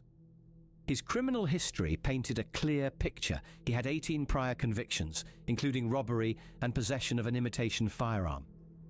When confronted, he attempted to minimize his role. Bro, what the fuck? A fake blick? So you telling me he got locked up for having a fake blick, bro? Why is y'all out here getting locked up for fake blicks? Claiming he was merely a participant rather than a ringleader. However, forensic evidence and phone data placed him at the center of the attack, that's crazy, making his involvement undeniable. Another critical figure in the plot was Stephen Cleworth. While he was not physically present at the scene, he had played a crucial role in orchestrating the attack. On the night of the murder, Cleworth had been on a drug-fueled binge at a swingers club, seemingly uninvolved. However, surveillance footage from days before showed him meeting with Belfield and Stephen, actively planning the attack. His absence from the crime scene did not absolve him of responsibility. His role in the setup was clear. Finally, there was Colleen Campbell. the woman who had set everything into motion. While she never laid a hand on her ex-husband, her betrayal was instrumental in his death. By providing critical intelligence, including his whereabouts and daily routine, she had made the attack possible. Investigators had built a damning case against her, proving she had conspired with Belfield to ensure Thomas Campbell was left vulnerable to his attackers. With overwhelming evidence stacking up, police prepared to bring the perpetrators to justice. The web of deception was beginning to unravel, and the truth behind Thomas Campbell's brutal murder was finally coming to light. In February 2023, the trial of those responsible for Thomas Campbell's murder began at Bolton Crown Court. The prosecution presented an overwhelming case, meticulously detailing the calculated ambush, the extensive planning that led up to it, and the roles each conspirator had played. With witness testimony, CCTV footage, phone records, and forensic evidence stacked against them, there was little doubt about their guilt. Reese Stephen, the man who physically carried out the attack, was found guilty of murder and conspiracy to rob. His violent criminal history, combined with the sheer brutality of Campbell. I ain't gonna bap to you. It looked like he'll most definitely do it again, bro. Like, he just looked like he just don't care, bro. Campbell's torture and death made it impossible for the jury to show leniency. The judge handed him a life sentence, ordering him to serve a minimum of 37 years before any possibility of release. Dang. Stephen Cleworth, though not present at the crime scene, was convicted of manslaughter. His involvement in the planning stages was undeniable. He had met with John Belfield and Reese Stephen, helped coordinate the attack, and played a vital role in ensuring Campbell was vulnerable at the time of the assault. Despite missing the actual killing due to a drug-fueled binge at a swingers club, his part in the conspiracy was enough to earn him a life sentence with a minimum of 12 years before parole eligibility. That's crazy. The UK, they just be throwing out life sentences, bro. But then they just be like, oh yeah, bro. This how the UK be doing it, bro. So y'all basically, bro, just like, oh yeah, we don't really know what we want to do with them yet. You feel me? So y'all be like, yeah, we're going to give him 12 years. That's when he eligible for parole. But we're going to say he got life. So if we feel like giving him more time, we're going to give him more time. But we can't let him out at 12, you feel me, on game. But the UK, bro, they just need to stop doing this, bro. Like, real deal, bro. See, you going to just give him 12 years, bro. Why are you giving him life? Colleen Campbell, who maintained throughout the trial that she had no knowledge of what would happen to her ex-husband, was also convicted of manslaughter. The jury did not believe her claims of innocence. Her role in the attack was clear. She had fed Belfield key intelligence about Thomas's whereabouts, his home, and his routines, ensuring that his killers struck at the perfect moment. For her betrayal, she was sentenced to 13 years behind bars. However, the man believed to have masterminded the entire plot, John Belfield. Bro, so how come Shorty ain't get life with parole? You see, females always got it easy, bro, because she basically played the same amount of role as Birdie that was at the club tonight. And he got 12, he got life with the eligibility of parole at 12 years. That's crazy how women just be getting off easy. And she played the most crucial role, because if she ain't give that information, they probably wouldn't have even been able to do what they did. Field was nowhere to be found. By the time police moved in to arrest him, he had already disappeared. Now, he remains one of Britain's most wanted fugitives, accused of orchestrating one of Manchester's most calculated and chilling murders. His capture is inevitable, but until then, justice for Thomas Campbell remains incomplete. The murder of Thomas Campbell sent shockwaves through Manchester's criminal underworld, exposing the violent rivalries and betrayals that define organised crime. His execution-style killing was not just a robbery gone wrong, it was a deliberate act of vengeance, carried out with ruthless precision. The brutality of his final hours left even hardened investigators appalled, reinforcing just how dangerous the world Campbell operated in had become. For Campbell's family, the pain was unbearable. His father, devastated by the horrifying details of his son's death, described the crime as not the act of animals, but of creatures, saying, "Every morning I wake up, the first thing I think about is him, alone in that house with those people.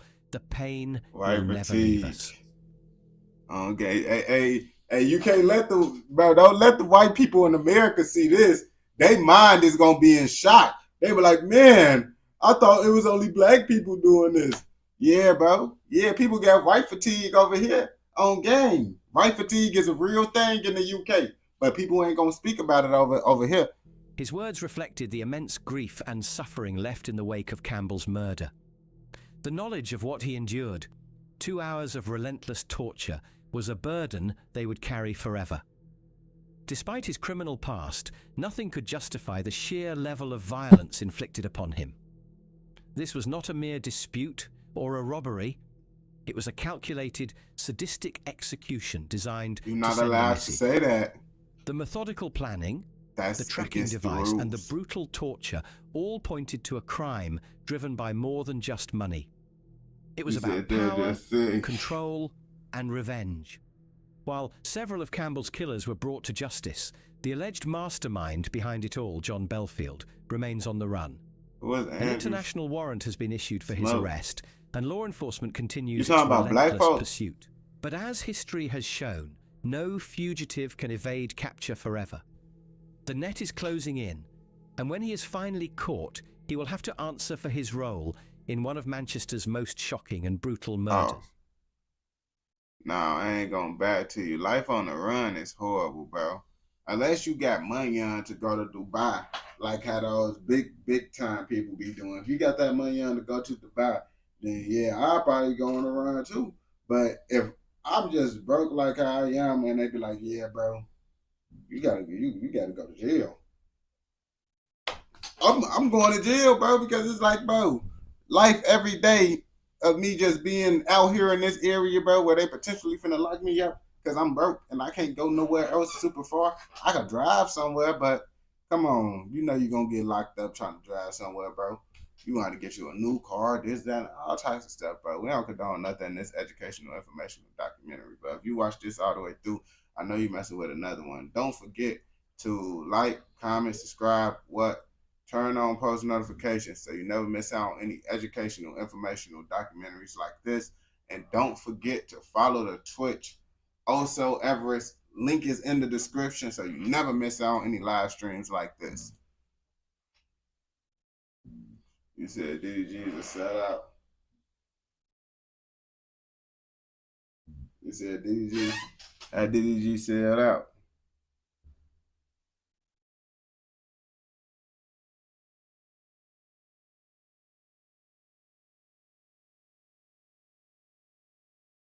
So do you want to, bro? I didn't bark. That was Otto. I was trying to tell you that was Otto that barked, bro. That was Otto. I don't even know how to bark, gang. How he sell out? Because he collabed with Aiden Ross.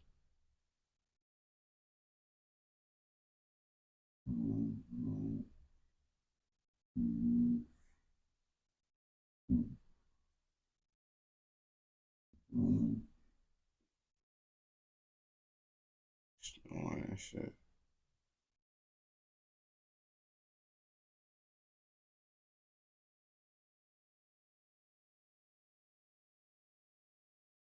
Arf, arf, arf. You see, I just barked. Now what? Now what, bro? You see, bro? Like, I can't bark like I show speed, bro. Can't do it, bro. You feel me?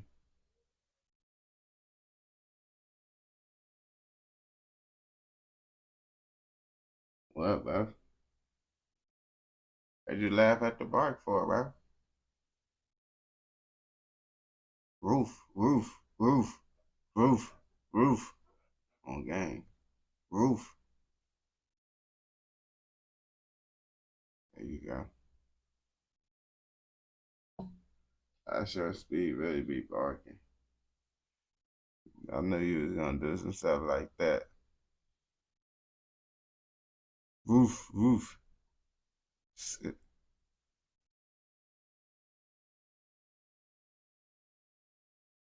I show speed in them. They be in there over whooping.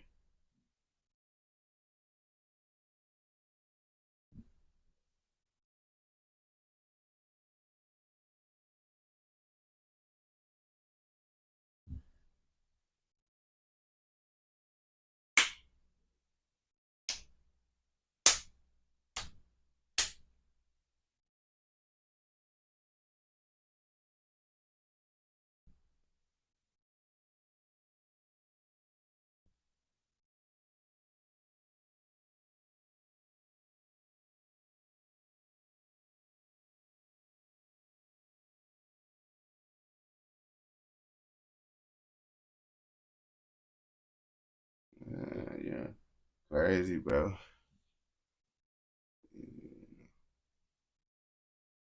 Let's see.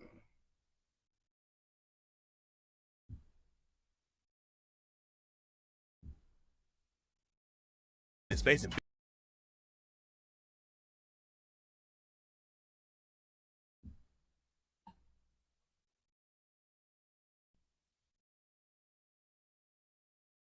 Man, bro, when they finna free that boy Pete Diddy? When they finna free that boy Pete Diddy? It's crazy. My short side is totally different, bro. My short live streams, they'll go up if I'm watching American stuff. But if I turn on UK stuff on my shorts live stream, that shit drops so fast. That's how I know that my short form people don't really mess with the UK. Cause the highest my live been on this shit on shorts was when I had on like it was an American video. And I noticed it keep on dropping when I do UK shit. But if I do regular screen, then people will be watching the UK shit on game. But that shit be getting my shit took down. So I ain't rushing that shit no more.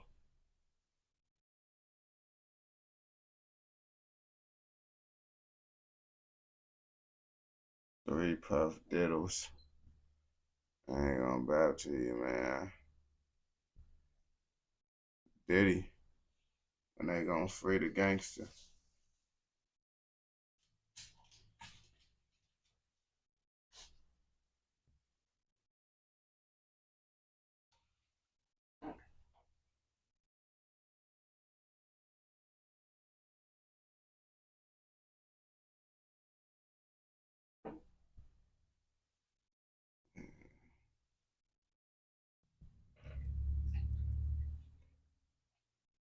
And what's crazy, the motherfucker in the UK people, they don't be up in this bitch like that. So it's like really, on the short side of things,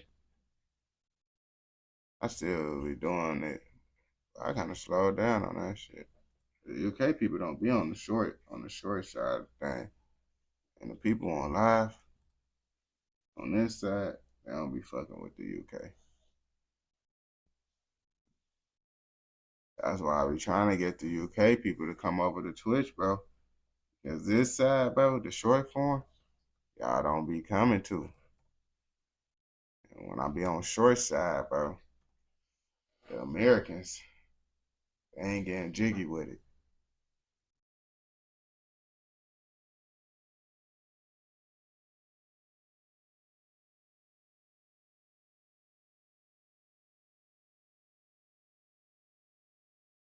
What the fuck is this?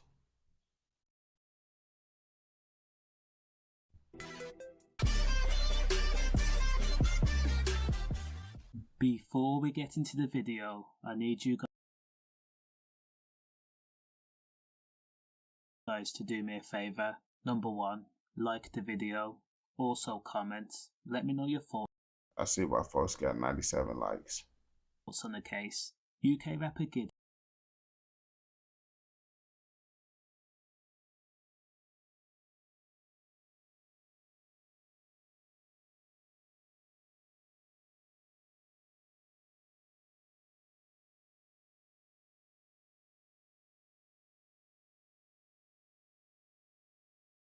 Ain't nothing happened. I'm just looking at this bitch, just listening to the audio and motherfucking the quality of this bitch.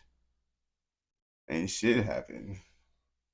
I'm looking at this bitch trying to see, boy, when the fuck this shit was released, gang. Like, ain't no way this shit got 97, bro. I'm looking at it. Folks started off the first couple minutes, he already started off bad, talking about, you notice I don't tell niggas to like, comment, subscribe in the beginning of the video. Get your goof ass on, bro. On gang. I don't be saying, I say that shit at the end, bro. Niggas ain't trying to hear that dumb ass shit, bro. Get to the fucking video, gang. That's first off. Then the mic on gang. But we gonna see what the fuck going on with it because it's 3 minutes.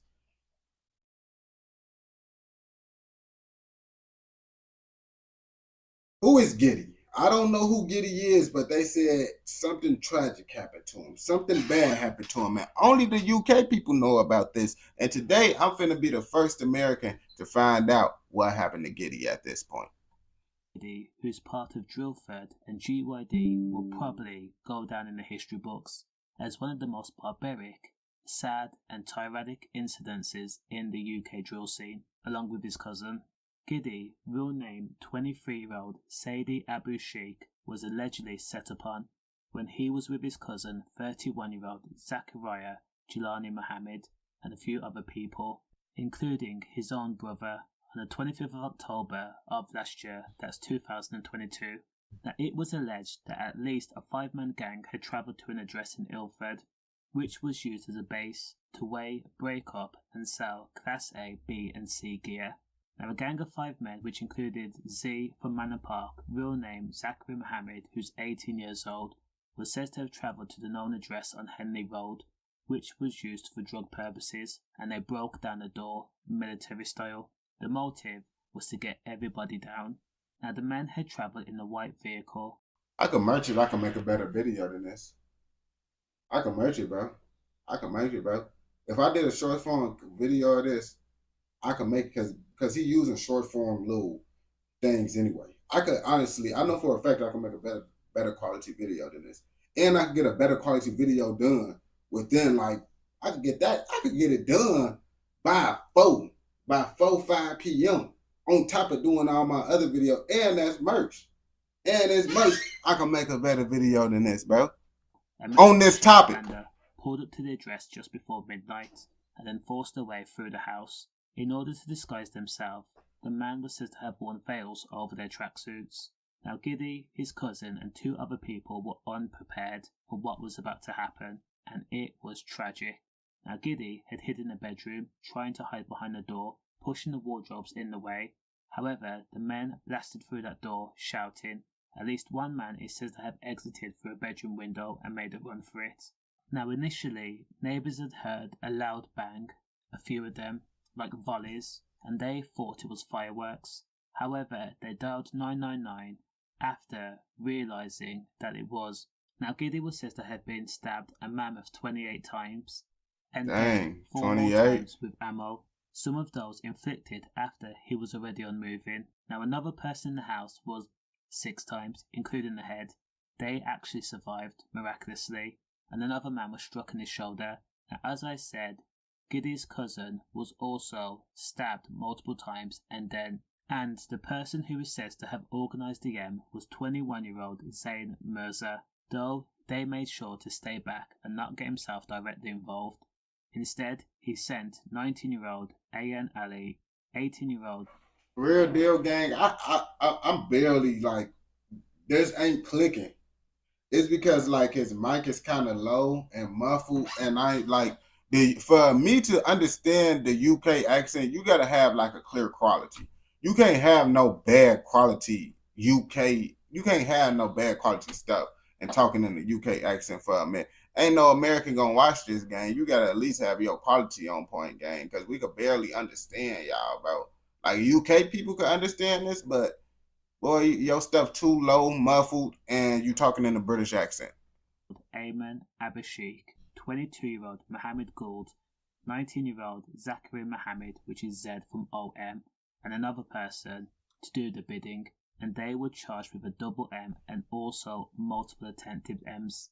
After the incident, the men left the scene in a white Mitsubishi Outlander that was found burnt out a short distance away on Ronnie Lane. When police went to the scene, they found that clothes were actually still in there, halfway burnt. And, of course, it had Giddy's and his cousin's DNA on it. Now, when police and paramedics arrived at the address, they were stunned by what they found. It was carnage, reminiscent of a horror movie. That's crazy. Even though I barely comprehend what's going on, I know he got stabbed 28 times, and yeah, bro, I ain't gonna bap to you. When it get too bad, like when it get to the point to where I can't understand it and it's bad, I just start zoning it out. Like real deal, my mind won't even process it. It won't even process it. Like my mind stopped processing this stuff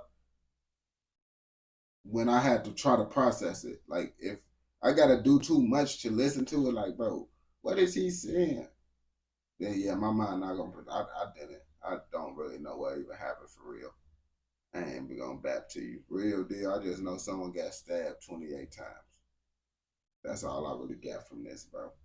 I ain't gonna bap to you. If I would have clicked, if you would have told me to click on the Scarcity Studios one, I would have been able to understand it. Scarcity Studios, he talked loud and clear. You feel me? Even though he got a British accent, he talked loud and clear. You feel me, folks?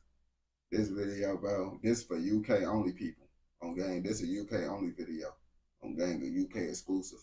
We don't condone nothing except this educational, informational documentary. If you watch this all the way through, I know you messing with another one. Don't forget to like, comment, subscribe, turn on post notifications so you never miss out on any educational, informational documentaries like this.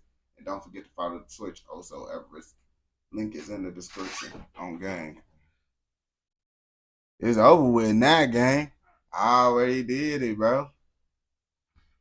On game, because I was going to click on the Scarcity, but I've been like, shit. Yeah, but yeah, bro, you should have just said Scarcity, because folks page, he bogus, bro. On game. Scarcity, I know Scarcity would have did better, because I'm subscribed to Scarcity Studios. I'm subscribed to him, so his shit. So Scarcity, he thorough. Scarcity, he thorough. I ain't going to bap to you. Giddy got shot 45 times, then got stabbed 28 times. His cousin got shot a couple times and stabbed up. I'm going to try to make a video on that on TikTok and see if it go up. I don't know if it's going to get views or not because I don't know how well they going to fuck with it, but it doesn't hurt to try. I want to test my skills out anyway. See if I can make a short form UK video. Like a real one. Like an actual video, bro. Because I be having to take notes and all that shit, bro. Real deal. So, like when I be making short form content, lots of people be thinking, oh yeah, bro, this shit just motherfucking easy shit, boy. I be in this bitch motherfucking taking notes. I just did an NBA YoungBoy shit, bro. This bitch, I'm taking notes on folks. I'm real life watching documentaries, taking notes and shit, bro. I even did some shit on Naruto. I'm doing a Naruto video today. Taking hella notes on Naruto, bro. The niggas think I just talk about nigga shit, bro. Real deal. Fuck up their head, bro. Because motherfucking, I got shit. Oh yeah. This Jalen Hurts. This Jalen Hurts on game. What else did I do? Oh yeah. Donald Trump. Even did Donald Trump. I just be taking notes and shit on all types of shit, bro. Javante Davis, Ryan Garcia. See, I take notes on everybody, bro. Lots of people don't even understand. But what I do is summarize everything. So, like, I watch long-ass documentaries and I watch multiple YouTube videos on multiple things. So, and then after that, I take all the key points to make it into a short form video because lots of pages from just doing reactions for what I see lots of unnecessary information that, like, you feel me, I personally don't care about. So the whole point of me trying to make like short form videos and shit is to motherfucking just make videos for people who don't give a fuck about it. Like that's the whole thing. Like short form I try to make it to where even if you don't give a fuck about the topic you will want to watch the video. And that's what people got to understand. Like, lots of this shit that they add, I'm doing this shit because I'm reacting to it. But I don't care about all that extra shit. I want to know this, that, and the third, beginning, middle, end, plain and simple. All that, oh, he come from all that other. I don't give a fuck about these niggas. And most people don't. So, like, when you do a documentary, you got to, like, I try to get to just the appointed things. Like, if it's a key role in their life, then yeah, but all the unnecessary shit that these niggas be adding, I just take out. And then you can literally make the video so much shorter. Like, if you realize all the unnecessary shit they add in the video, bro, like, literally, like, all these documentaries I did on TikTok, bro, literally. Only thing I did, I just posted the NBA YoungBoy video. That shit is at 11K. But all these documentaries I do, bro, like, these documentaries be long as shit. And I turn them down to TikTok form. Real deal. Like, all these motherfucking documentaries, bro. R-Truth, all that shit. These are just long-ass documentaries that I motherfucking put into short form content, bro. That's all you really gotta do. And to, like, that's how I can make topics on everything. From Barack Obama to Donald Trump. I can make topics on anything just because I'm not speaking on these people as a fan of these people. That lots of these people that be making videos on these topics, sometimes they be fans of these niggas. So they start talking about shit that don't fucking matter. I don't give a fuck about these people. So since I don't give a fuck about these people, I'm able to make a documentary based on a person that don't give a fuck about this shit. Which is able to, like, boy, lots of that shit only fans give a fuck about. So my shit is more to the chase. Like, some niggas be like, oh, you left out this shit happened when his father did this. Boy, nigga, I don't give a fuck about that shit. Most niggas don't. Nigga, the story is about young boy. Nigga, his father got locked up, bro. I don't gotta go into the details of why NBA YoungBoy, what happened in the NBA YoungBoy father case. That's for a whole nother video if I'm gonna do that, because I gotta do it completely different than doing that, bro. Like, that's how people gotta understand with the documentaries and shit. You gotta make it so niggas that don't care want to watch it too. Like, nigga, everybody don't give a fuck about this shit, bro. That's what people got to understand about this shit, bro. When you understand niggas don't give a fuck about lots of that shit that y'all give a fuck about, you'll be able to make better content. That's why I feel with these other niggas. That's why, what the fuck? That nigga, what's his name? Trap University. He do good with his content because he ain't really a fan of these niggas. That's how he able to make his content, like, to the point like that. You could tell when a nigga a fan of these niggas and when a nigga just getting to the point. That's why I fucks with Trap University, because you could tell by how he talk, he just trying to get to the point, this, that, and the third, woo-wop the bam. That's that. He don't really give a fuck about this shit to a certain extent. He give a fuck about making good content, not about the content itself per se. And that's when a nigga gets straight to it. Niggas get straight to the point, get it done, all that other shit, bro. We down there need to watch Trap University, bro. That nigga know what the fuck he doing, bro.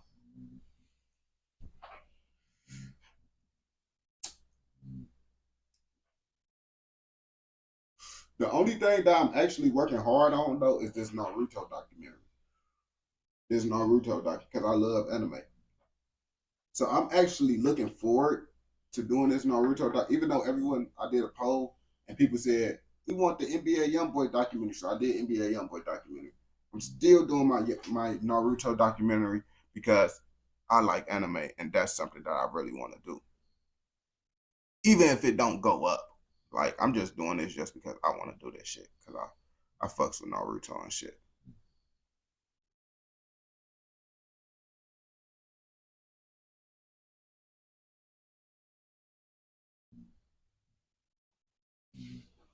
But I just like learning new information as a whole, though. So it don't even be mattering about any research that I'm doing.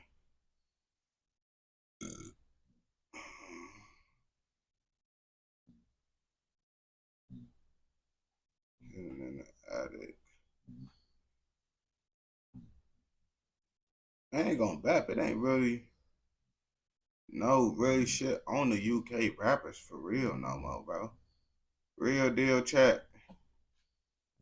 It ain't no shit Cause that Manor Park versus Guilford, I did already. That's why I ain't say nothing to that. I already did the Manor Park versus Drill. I watched all the UK Drill Plug videos. Real deal. We did all the UK Drill Plug videos at this point, bro. We need a new page. That's putting it on for y'all UK people, bro. That's what y'all need right now, bro. The UK Drill Plug keep disappeared.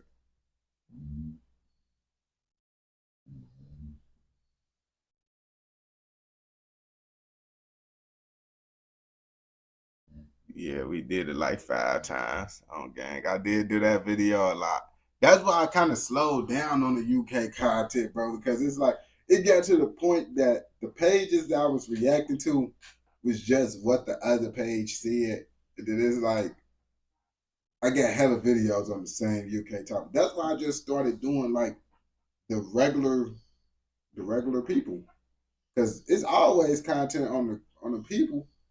It's just these rappers though. They ain't. Boy, them niggas just rapping. I ain't gonna bap to you. Them niggas just rapping. Shit. And niggas that's not rapping, they ass locked up. They ass locked the fuck up.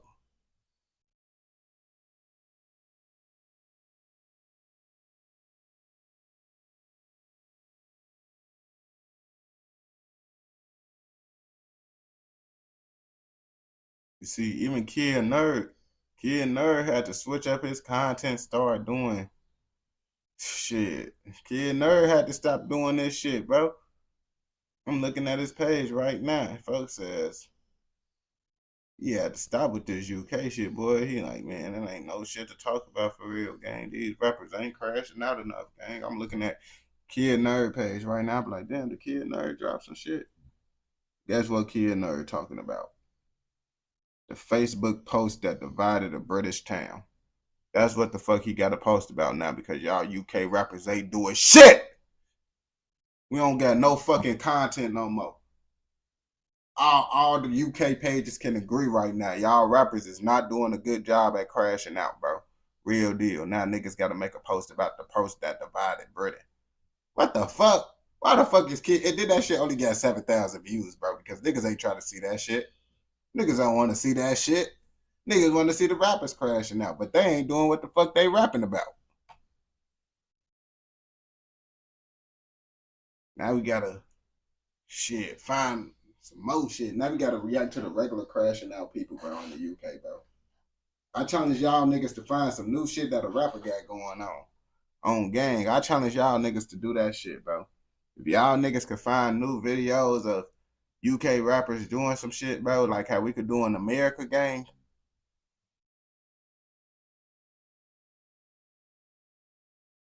Alright, General. I've been trying to find some shit, bro. That's why I just been reacting to regular UK crime now, bro. It ain't these rappers not doing nothing, bro. It's just regular UK crime now, gang. Real deal, bro. Unless y'all can find the rappers.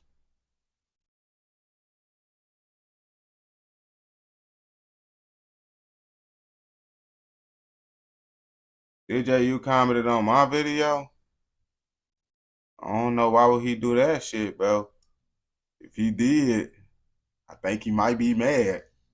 DJ, you commented, he might be mad. He might be mad if he did comment. But that shit only got like 100 views, bro. How the fuck he comment? How the fuck he comment on that shit? That shit got 100 fucking views, bro. What the fuck you mean? What the fuck the nigga say? What the fuck did DJ you fucking say on the shit, bro?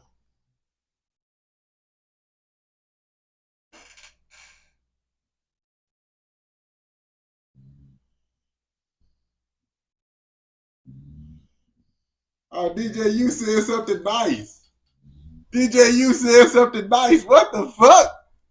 This nigga said something nice? We don't got a nigga hating? We don't got a nigga hating? I'm gonna cry.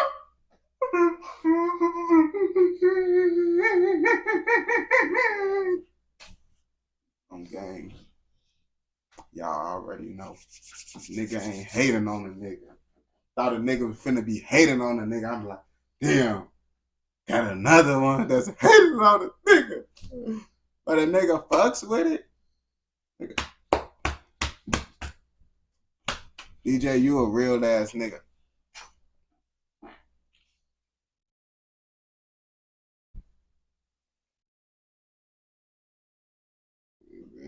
Fat, bro. DJ, you seen it. You said you seen a video. Oh, this a UK nigga, bro? Did you find a UK nigga? Did General find a UK nigga, or you just sent the Canadian nigga acting like a UK nigga? Oh shit, you found the UK video. Fat, bro. Fuck is your problem, dude?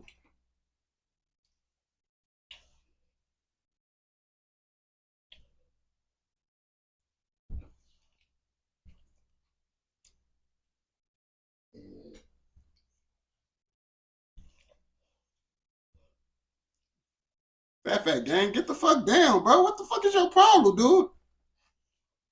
All right, brother. There you go.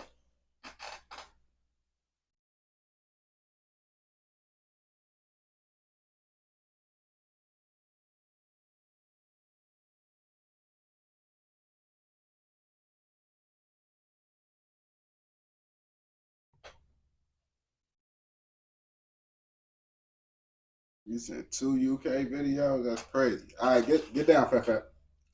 I rubbed you. Damn.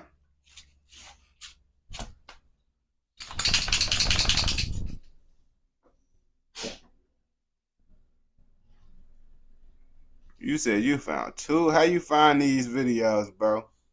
You found some 2-year-old video, but you found it. You found, nevertheless,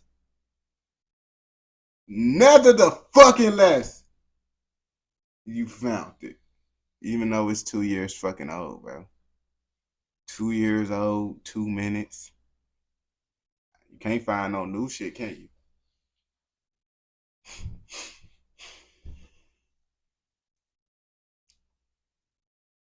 UK drill rappers don't be lying. And these are times that this was proven that they was telling the truth. You feel me? Because lots of these rappers do be lying. But it's proof that they telling the truth over here. Diligent, up block, step vigilant, bad boy, get buck moving, innocent. 40 on the left screaming, you're killing him, finishing. All of my beef get seasoned, so I change much for that reason. No way have I ever stayed put when I step. Oldest to younger skeeting, but it goes fun like it's out of season, like it's out of date. Retaliation rate 100, even though they're beating black same day. I'm still feeling like Wreck-It. Why they mad at me? Filthy walked in the shop and he got trimmed up by me and 3. He should have got done like G, or done like G. Would have thought that I was smoking a box cut in my Zoots, a whole family tree. I had. TT was sentenced to 21 years for stabbing 50 from Custom House, who ended up snitching. TT was caught on CCTV inside the shop where it happened. Man up in my soul like I'm not involved. What was you thinking? Then he chucked road and dropped some tunes. Of course, I see him, I chinged him. Bro, see me hitting licks and hitting ups and asked what bringing. Oh! I just got a guilty verdict. Oh! He got that. That's the screen knife. That's the knife that they got on screen for sure. I ain't gonna back to you, bro. But please tell me why I'm still grinning. Spot them, got them, spot them, drop them. I didn't even see Young Diz. Waiting for the lights, where's the contract? Should be spots behind. Pull up on who you caught me in my element. I come a long way from development. I can strike, assist, piss, seeker. Shouldn't try to go for the header and clipper. Wait telling her we're in camp. JM and Osav was spotted SM in Oxford Street and ran over him. SM then unalived JM and had a knife fight with Osav. SM went on to beat the case and Osav got 2 years for this. Oh, snap. It's crazy, bro. Like, come on, bro. You supposed to have the AI read this out, gang. I'm not supposed to be doing your job right now. Fuck the ops, they just wanna be relevant. Between me, IK, KT, Skeng, I know we ching more than 10 of them. You're irrelevant if you're chilling with my bro give chat, but he bats it. Solo kigger, they're moving erratic. D-Rose 1 up, he staying a savage. 3K 122, it'll manage. Intense. A man get smoked like blem. Around their age don't matter. Get down young boys and men. Man put in work like Rihanna. A man hit themselves for bread. I was 14. Oh! No! No, this is not the lyric that. No! Put him in jail. Hey, Fat, get the. Hey, call the police, gang. Call the police, gang. What they mean, bro? Talking about, bro, he just said inside his song, age don't matter. Then he ended up messing around with a 13-year-old. Like, I thought what came to mind when I heard him say, oh yeah, age don't matter, I'm like, oh yeah, he blowing that at young folks. He's sliding on any op, don't matter the age. But he talking about age don't matter as he dated any female, no matter the age. Okay. Or he probably didn't mean that in the song and bro just trying to be funny. I don't know. Receiving their threats since then, how many man got chef? Man wanna get. People say the girl lied about her age though. They said she lied about her age.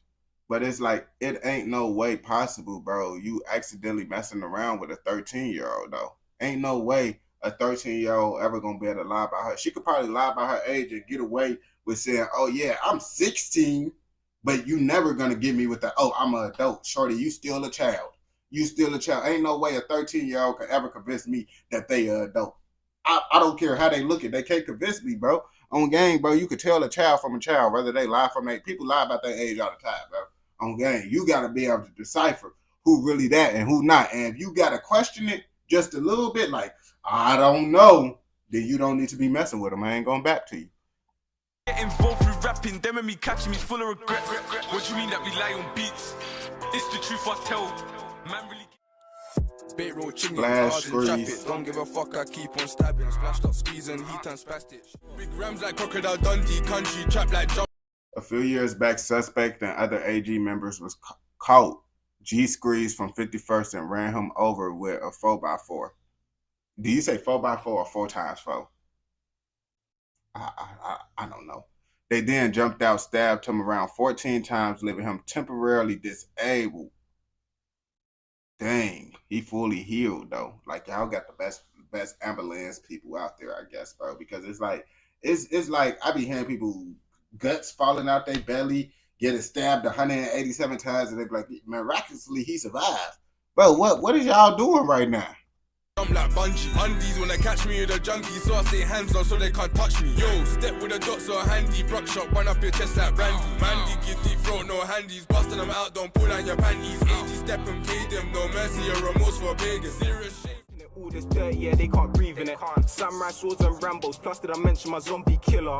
All of my boys. Them man chat while tape off roads. That day was gonna. But that's like the most basic. Like, come on, bro. You don't got nothing else to add, bro. Come on now. That's the easiest thing to prove. Honestly, bro, out of everything, that's one of the things that I probably wouldn't question. Because let's be real, bro. A goofy that's not in the streets could be out here riding around with weapons and stuff, bro. So it's like, bro, I don't really be questioning people when they be like, oh yeah, I got this. Sometimes they do be lying, but come on, for the most part, bro, it's easy to get that, bro. You got to put on Catching a Hat or something, bro. No one don't care that he got caught with a zombie. The bait, you know, it was mutated off the pagan zone. I was there and your bro got splashed. But he was stabbing someone though. He did stab someone with it though. But you going off the lyrics that really happened, bro. He said he had the ZK. We know that, but stabbing it, that mean he using it too on game. Car crashed and he tried to do the dash. But I caught of him and I splashed him. I hopped out the ride on violence. Whoa. Oh, whoa. Dang, the kid's just outside just trying to roller skate. The kid just trying to roller skate. They got this big old ZK running around. Dudes with light, no flash, just pics. You might get epilepsy. Like and subscribe, brother. I ain't gonna back to you. You just had me do your job, gang. You just had me do your job, real deal, bro. I'm out here reading and stuff, bro. I don't even know how to read, gang. So why you got me reading, bro? Real deal, bro. That's what I take that as you playing with me, bro. Why would you do that, bro, when all this AI generated stuff around? You tweaking right now, bro. Get up on your game, bro. Get up on your game. Perfect your craft. On game. You think UK Drill Plug would have made it this far just typing words up on the screen? No, he wouldn't, bro. Do you look up the Trap Reezy or not? If you look up the Trap Blue Raw, then you got to do better. I don't condone nothing in this educational, informational documentary. If you watch this all the way through, I know you're messing with another one. Don't forget to like, comment, subscribe, turn on post notifications so you never miss out on any educational, informational documentaries like this. Don't forget to follow the Twitch, osoavarice. Link will be inside the description. I know it's a part 2, and it's probably a part 1 too, because I think we was watching. Yeah, this part 3 on game. This nigga gave up. I'm pretty sure this nigga probably gave up on doing this shit on gang. I knew it. I knew this nigga gave up. This nigga gave up.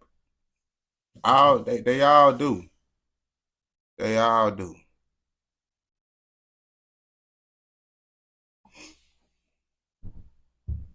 I ain't gonna bap to you, bro. Not too many UK, but I ain't gonna bap to you. I think it's kind of hard for a UK drill page to survive, bro. They gotta be like on some scarcity studios, or they gotta be like on some what the fuck Fiesti. The UK drill, nah, UK drill plug said he gonna come back. Folks said he gonna come back. He ain't give it up. He just working, bro. He trying to find some new shit, gang. He working, bro.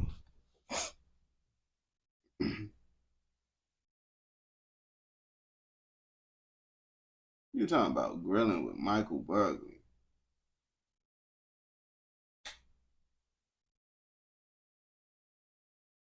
This song out onto the UK baddies. Well, it sounds like her ass be copyrighted. That sound like a big page that copyright motherfuckers.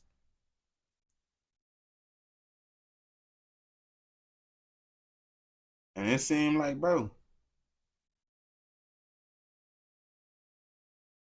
UK people, they ass love UK gang, bro. They love that UK gang shit, bro.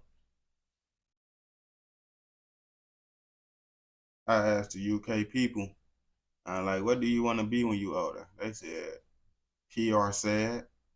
Damn. That's what they told me, bro. I asked the UK people the other day what they want to be when they older. They said PR said. I don't know what else to say at this point. Gang gets over with.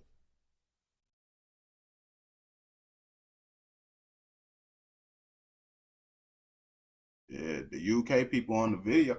I ain't gonna back to you, gang. Like that shit damn near don't really be going up on my shit. Like if I talk about the females, bro, they be liking like 20 V1s and shit.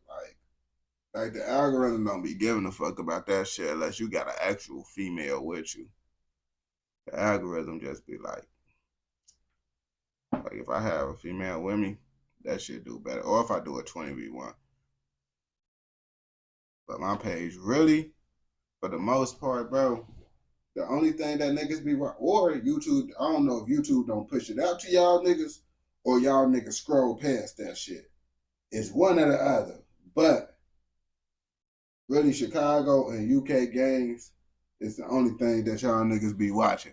Or y'all niggas, I don't know which one it is. Y'all niggas scroll past it or y'all niggas just motherfucking don't see the shit.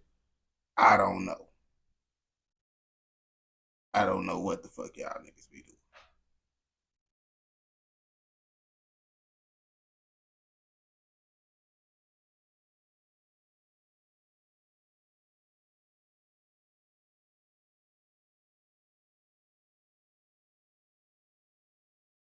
Send it inside the Discord. I see what you talking about.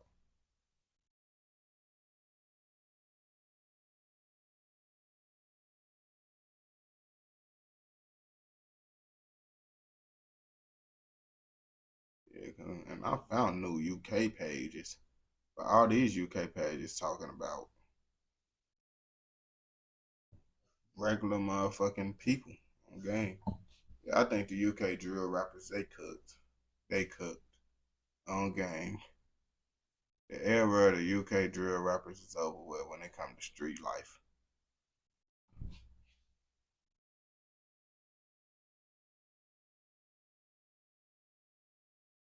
Especially, I don't be doing them bitches either.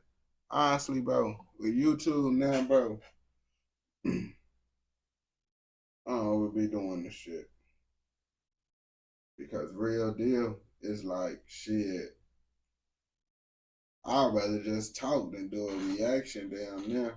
Because it's like, it's to the point now, like, lots of reactions that would go up on game. That shit just be, and it's like shit. Like shit, I damn near just be liking to talk to y'all niggas instead of doing that shit. Cause it's like I just look at it as if the reaction ain't gonna go up, and I don't really care about watching it, I might as well just talk on game. That's how I really like be looking at it. That's why I be talking more and shit. Cause if I can't find no video that I like, I damn near just motherfucking talk to y'all, and then I just be scrolling through shit trying to find some shit. But if I think the video got potential, I just try it out. But if I don't like the video, if I just be like, damn, I don't want to watch it, and I feel the video don't got potential, I just be like, shit. That shit just it's a double L. UK street content is done for now. Rappers gotta crash out more, bro. And did you send that video on the Discord?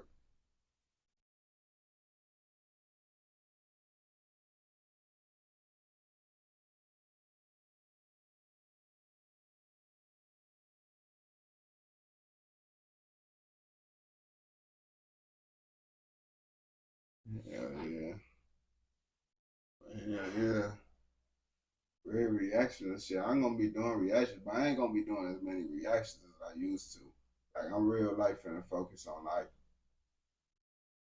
on bettering my short form content and shit. I'm still gonna be going live and shit like I do. But reaction wise and shit, how I be just pushing them out. I damn near probably ain't, cause it's like shit. It's only if it's like a cool video and shit, but really I be like, I damn near was getting tired of the reactions. Cause it's like I ain't really watching nothing that I actually watch on my free time. So it's like if you ain't really seeing that much success and some shit that you don't really watch, it's like that's what really make it harder to do. That's why I could sit on live and talk to y'all niggas because I want to talk to y'all, but I can't sit up on live and do a whole bunch of reactions no more. Because it's like I ain't watching the shit that I really want to watch for real. Like I'm capable of watching the shit because it's not bad content, but is it something that truly interests me? Nah. And that's why I kind of slowed down on reactions too.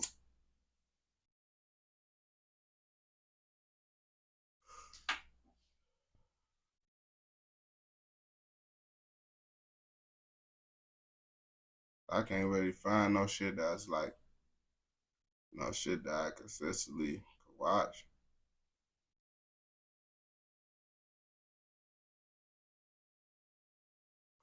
Did you send a video on the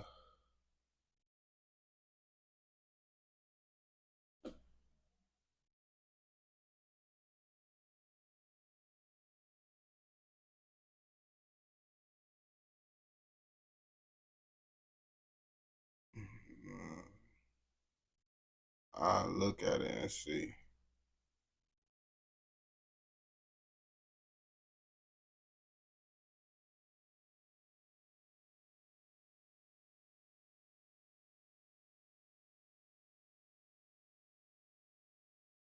This look like the type of bitch that copyright motherfuckers.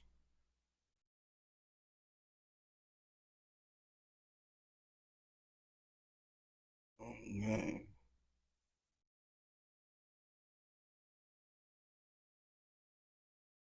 You don't know what the fuck it is. Y'all niggas, bro. Y'all niggas don't be knowing. Cause it is not cut. You don't understand. Copyrighted content is motherfucking if a nigga decide to copyright strike your ass, bro. On game. Literally. Damn near every video strike that I got is from niggas that thought they knew. Niggas, you don't know what the fuck a video is until you post a video. That's the only way you know what the fuck gonna happen. Until you post that video, bro, you don't know if it's copywritten, if a nigga gonna copyright strike you. You don't know any of that shit. That's the whole reason why I'm doing this short form, why I'm not showing the screen on YouTube Live right now. It's because of that reason right there. Because content, you can't react to just every content. You can't just do that shit. On gang. Lots of people just be thinking, oh yeah, you can just react to it. You can't do that. Anybody who be on my live stream, who been watching my live streams for a good minute, know that I got my live streams took down so many times listening to people that don't know what they talking about. That's why I don't listen to people no more on gang. I only listen to myself. Because every time I listen to someone, I literally got a suspension, 24-hour suspension from fucking doing the reaction to some Dutch content. And that wasn't a copyright strike. That was just a guideline strike for that one. But I got copyright strikes before too. Copyright strikes, guideline strikes, all types of bullshit.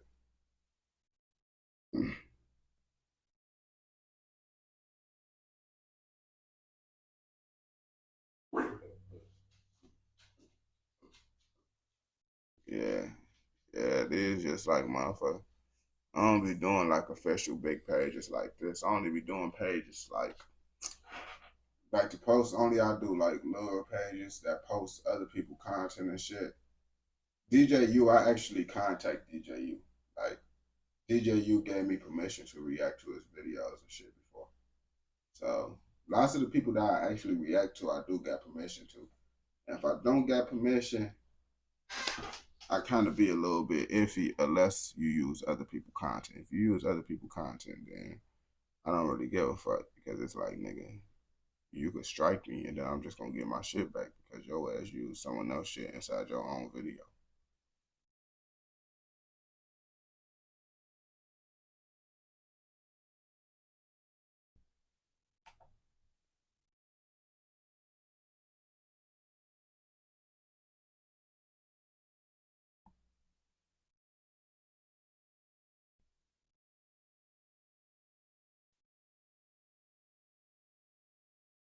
Yeah, all that shit.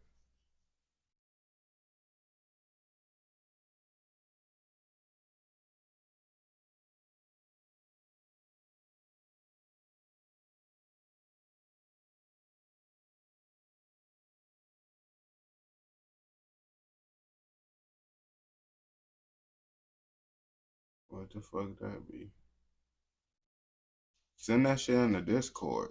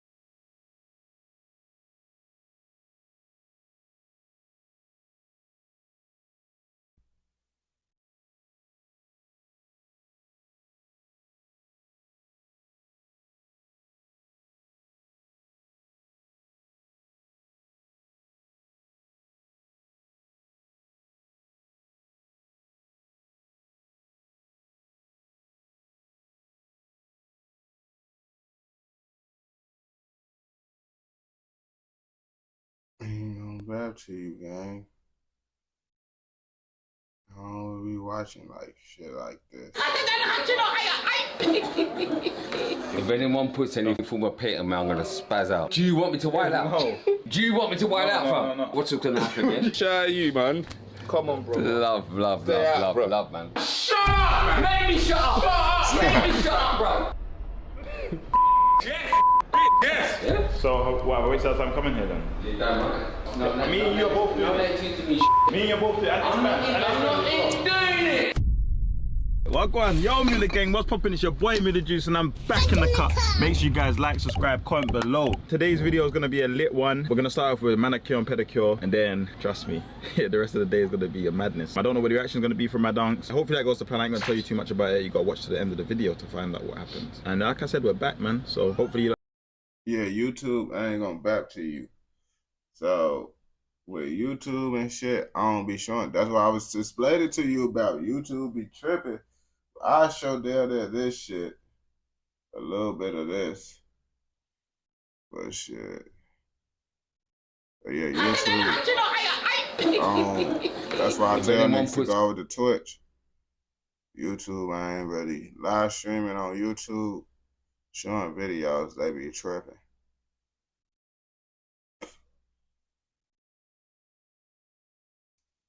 So someone in the UK wanted me to react to y'all comedy stuff. Like as an American, I don't think nothing funny is the UK. No, restarted. Ain't nothing funny about the UK but their accent. And they told me to watch some comedy UK stuff. And I don't think I'm gonna laugh at this stuff, bro, because what is UK comedy, bro? Real deal, bro. But let's see what they got going on over here, man. I don't know if it's gonna be funny or not. Anything for my paper, man, I'm gonna spaz out. Do you want me to white out? No. Do you want me to white out, fam? No. What's gonna happen, yeah? Shout you, man. Come on, bro. Love, man. Shut up! Make me shut up! Shut up! Make me shut up, bro! Yes! Yeah? So, why waste our time coming here then? You don't mind. No, me and you are both doing it. Me and you are both doing it. I'm not doing it! Wagwan, yo Miller gang, what's poppin'? It's your boy Miller Juice and I'm back in the cut. Make sure you guys like, subscribe, comment below. Today's video is gonna be a lit one. We're gonna start off with manicure and pedicure and then, trust me, the rest of the day is gonna be a madness. I don't know what the reaction is gonna be from my dunks. Hopefully that goes to plan. I ain't gonna tell you too much about it. You gotta watch to the end of the video to find out what happens. And like I said, we're back, man. So hopefully you enjoy it. And remember, blueprint, yeah? Everyone is their own blueprint. Clothing coming very, very soon. But yeah, hope you lot enjoy this video. Like I always say, like, subscribe, comment below, and what you see is what you get. Wash, love. Look who I'm with. Mad Dunks, aka Razor Blade. And like he always says, oh man, we in the cut. Right now, we're about to go into a salon. Gonna get Mad Dunks' manicure and pedicure done. Come on, man, show me some love, man. They're not touching my feet. Show me some love, man. They're not touching my feet, man. They're not touching, man. Don't worry, man. They're not touching my feet. I'm getting you looked after, Unks, man. It's been a long time. I don't care. They're not touching my feet. Let me see your fingers. Show the camera your fingers, man. Look, so what? I work, innit? Show them your toes. Fuck off, man. We're gonna. That's freaky. Just asking another man to have the camera show his toes to the camera. That just sounds freaky. Clean them up, Unks, man. That's what we're here for, man. My trainers are not coming off my feet. Yes, Unks, we're getting manicure and pedicure. What do you mean? Don't worry, Unks, when we're in there, man, you'll be good, man. my feet are bad, man. Why are you walking like? You're really gonna make them see my bad toes? They're not that bad, really. That'll be fine after.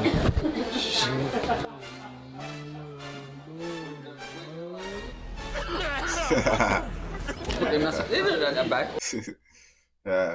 Why do they always add that little coughing stuff? I think that the little meme, when I saw that little coughing thing, they said when a mosquito drinks some of Magic Johnson blood. I'm like, that's funny. Because you know Magic Johnson, you know. Those some big feet. You want me to compete with my bottle? Yeah, this should be fun. And let the woman touch my feet. Bro, his legs overly skinny. Bro, he got a beer at the nail salon. Bumbo, like that.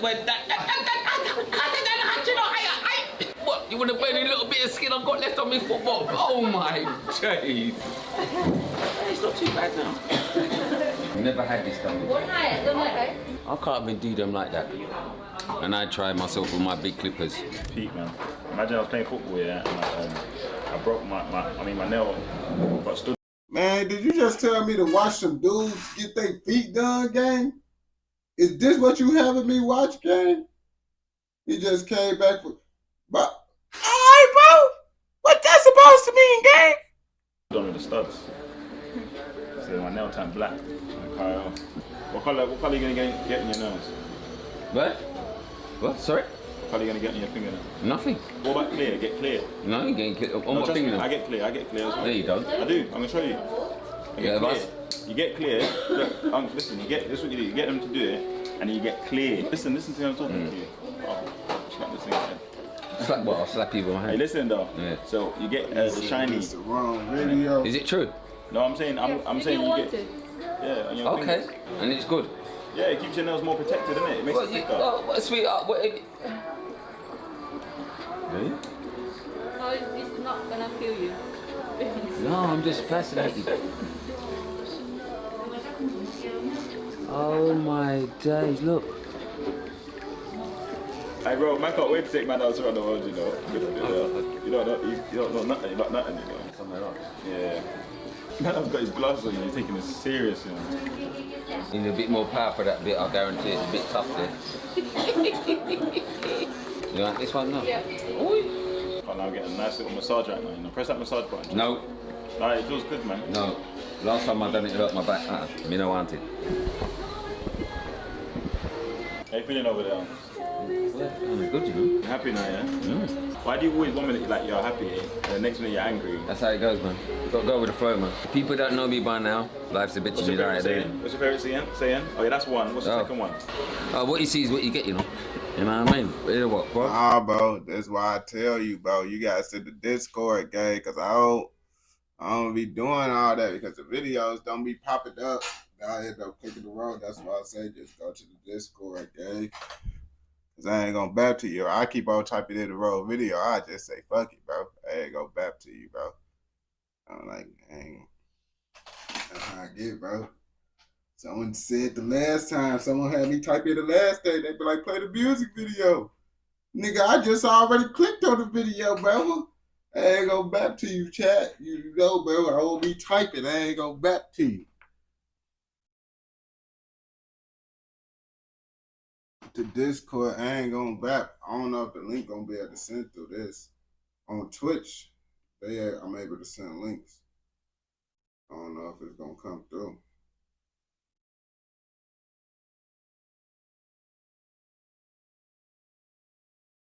Do Cali no more?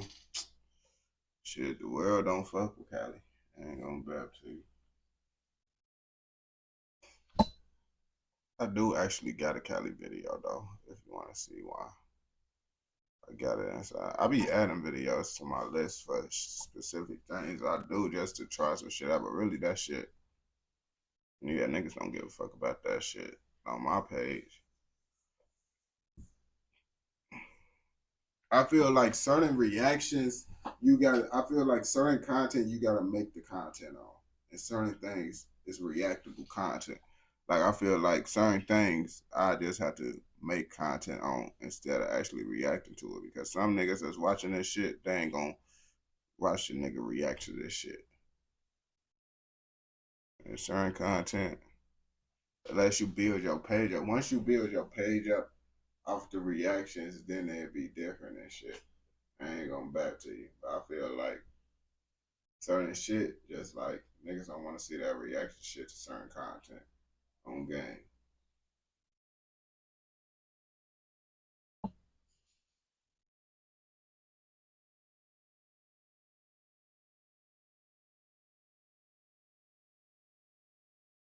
That's what the shit, that shit be. I ain't gonna back to you again. I don't type shit up. Even for my videos, when I do my reactions, bro, I just go off my home feed, gang. Whatever the fuck be popping up on my home feed, I damn near be doing that. Cause it's like, gang, every time I done damn near typed up a video, I never want to watch that shit. Real deal. I like, bro, I'm typing out some shit that damn near now it's gonna be my interest. I ain't gonna back to you. At least when I go through the Discord, I'm able to see like, alright, am I gonna want to fuck with this or not? Because lots of them videos, bro, on game, that shit.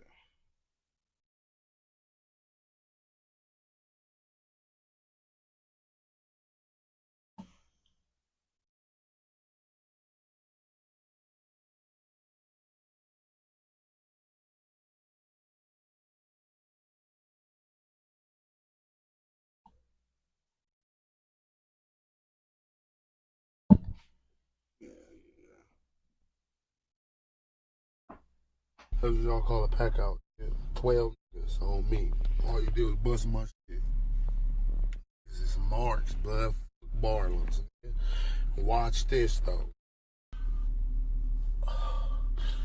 My body's so sore, blood. I swear to God.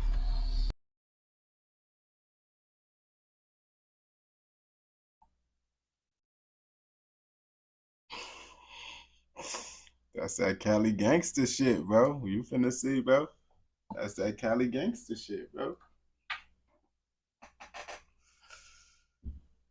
4Extra got some beef, man. You already know he be talking all that stuff at the mouth. So you know them gangsters gonna get on that with him eventually. So we gotta see if he really like that or he gonna fold when the real gangsters get on that with him. That's what y'all call a pack out. 12 niggas on me. All you do is bust my shit. This is Marks, blood, Barlins. Watch this though. My body's so sore, blood. I swear to Gang, I ain't gonna rap to you. It sound like you got some sugar in your tape. My body's so sore, blood. Like, come on, brother. Oh my God. So much pain. We on Slauson. Gangland. We outside with this. Where we at? On Fig and what? What is this? Fig and what? Vernon? Fig and Vernon out here live and direct, man. You know what I'm talking about? Ain't Vernon supposed to be 4Extra hood for sure?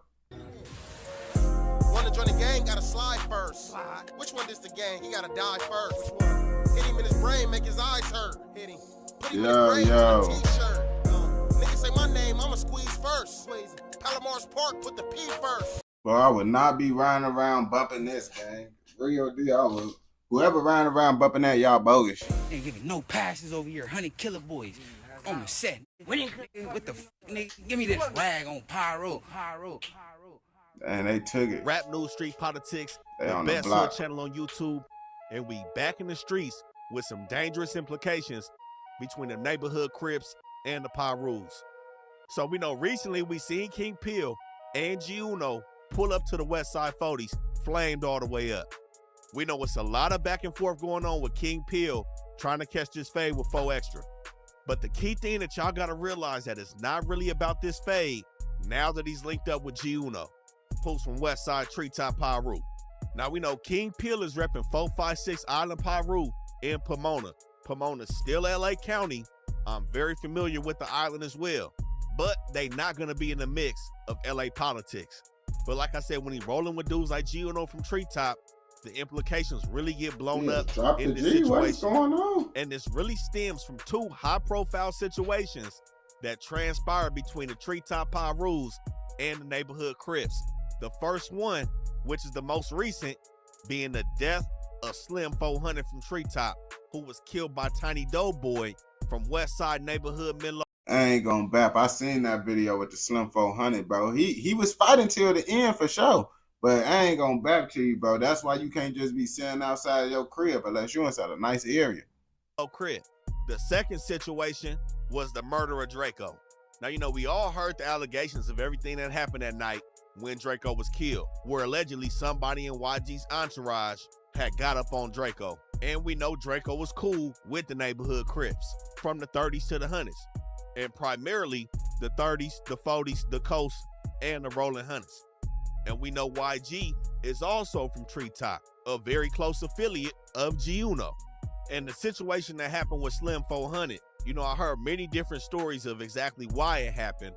I can't necessarily say that it was straight gangbanging shit, but of course, when you got somebody from Treetop and somebody from Menlo, and you see the results, the gangbanging shit is gonna be the foundation of the situation. Now, Slim 400 got killed in Inglewood, but again, Tiny Doughboy also used to stay on 118th and Raymond, not too far from Inglewood. But overall, that situation was somewhat personal. The neighborhood Crips are still responsible for killing Slim 400, who we know was a top affiliate of YG and a respected member from Treetop. So those two situations alone pulled the Pyrus into the spotlight even further with the Stink Team, neighborhood Crip, and Inglewood beef. And Treetop being in the middle of it. Now we know YG be around a lot of Blood or Pyru members. We know for sure he be with Act Right from Neighborhood Pyru in Inglewood. And he be with Baby Doc from Inglewood Family. And we seen how the 40s reacted when Indian Red Boy was killed in Hawthorne. They was doing a lot of dissing against the Inglewood Bloods. Dang. And the Inglewood Pyrus and Bloods, and especially Avenue Pyru, are still locked in a deadly war with the neighborhood Rolling Honey Crips. All of them. Hard Time, UG, 111, Block is going up in this section, and we know Draco had close ties to this section as well, as we see Ralphie be with these dudes in this section. And we also see YG with dudes not only from Bounty Hunters, but also people they got the DPS baddies who are top enemies to the 40s. And we know Draco was rolling with dudes from 40s and 30s. But we also seen them be tight-knit with the Coast, just like Ralphie is now with these young Stink Team members. And the Coast is another set that directly beef with other Pyrus. Predominantly 11A East Coast and 190 East Coast Block Crip are going to be the closest hoods from neighborhood beefing with these Compton and Carson Pyrus. The 11A's for sure beefing with NWA, Nella West Athens, in Athens Park, Miller, West Side Pyru, and Campanella Park. And we know the 190's not only beefing with the Carson. Dang, so I can't wear no red and blue in none of these areas, gang. That's crazy, bro. Well, my favorite color, blue. The Pyrus, but also all the Compton Pyrus as well. And we know when you beef with one East Coast set, you beefing with all of them. So that also travels all the way up to the 6-pack. And some things did transpire with Chef Boy from West Side Pyru and some of these West Side Rolling Crips. Now there was that situation. They got the where he got on B-dubs. camera and he had some tears out his They got eyes the when he said the B-dubs. 30s had jumped on him. And we know the 30s and Caliban 40s gang. share a really tight-knit bond over here in this section. Now West Side Pyru and Harlem are not Folks close crying. to each other, but we see how that situation played out when they bumped into Chef Boy. Now Chef Boy, I have been hearing some bad things about Chef Boy. I can't say, I don't know if those is true, but I do know Chef Boy got one of the hottest records out in the city right now. And this situation with King Pill and G-Uno is shining a light on what's going on with Pyrus and West Side Rollins. So this is why this situation with King Pill and G-Uno specifically pulling up with they homies to the 40s is bigger than just a fade with Fo Extra. We see King Pill pulling out Blick and talking about head taps, putting it on Island. These are some serious games being played. We on Slauson, nigga. Yeah, nigga, whenever y'all niggas hit Cali, nigga, tap in with the King Pill, nigga.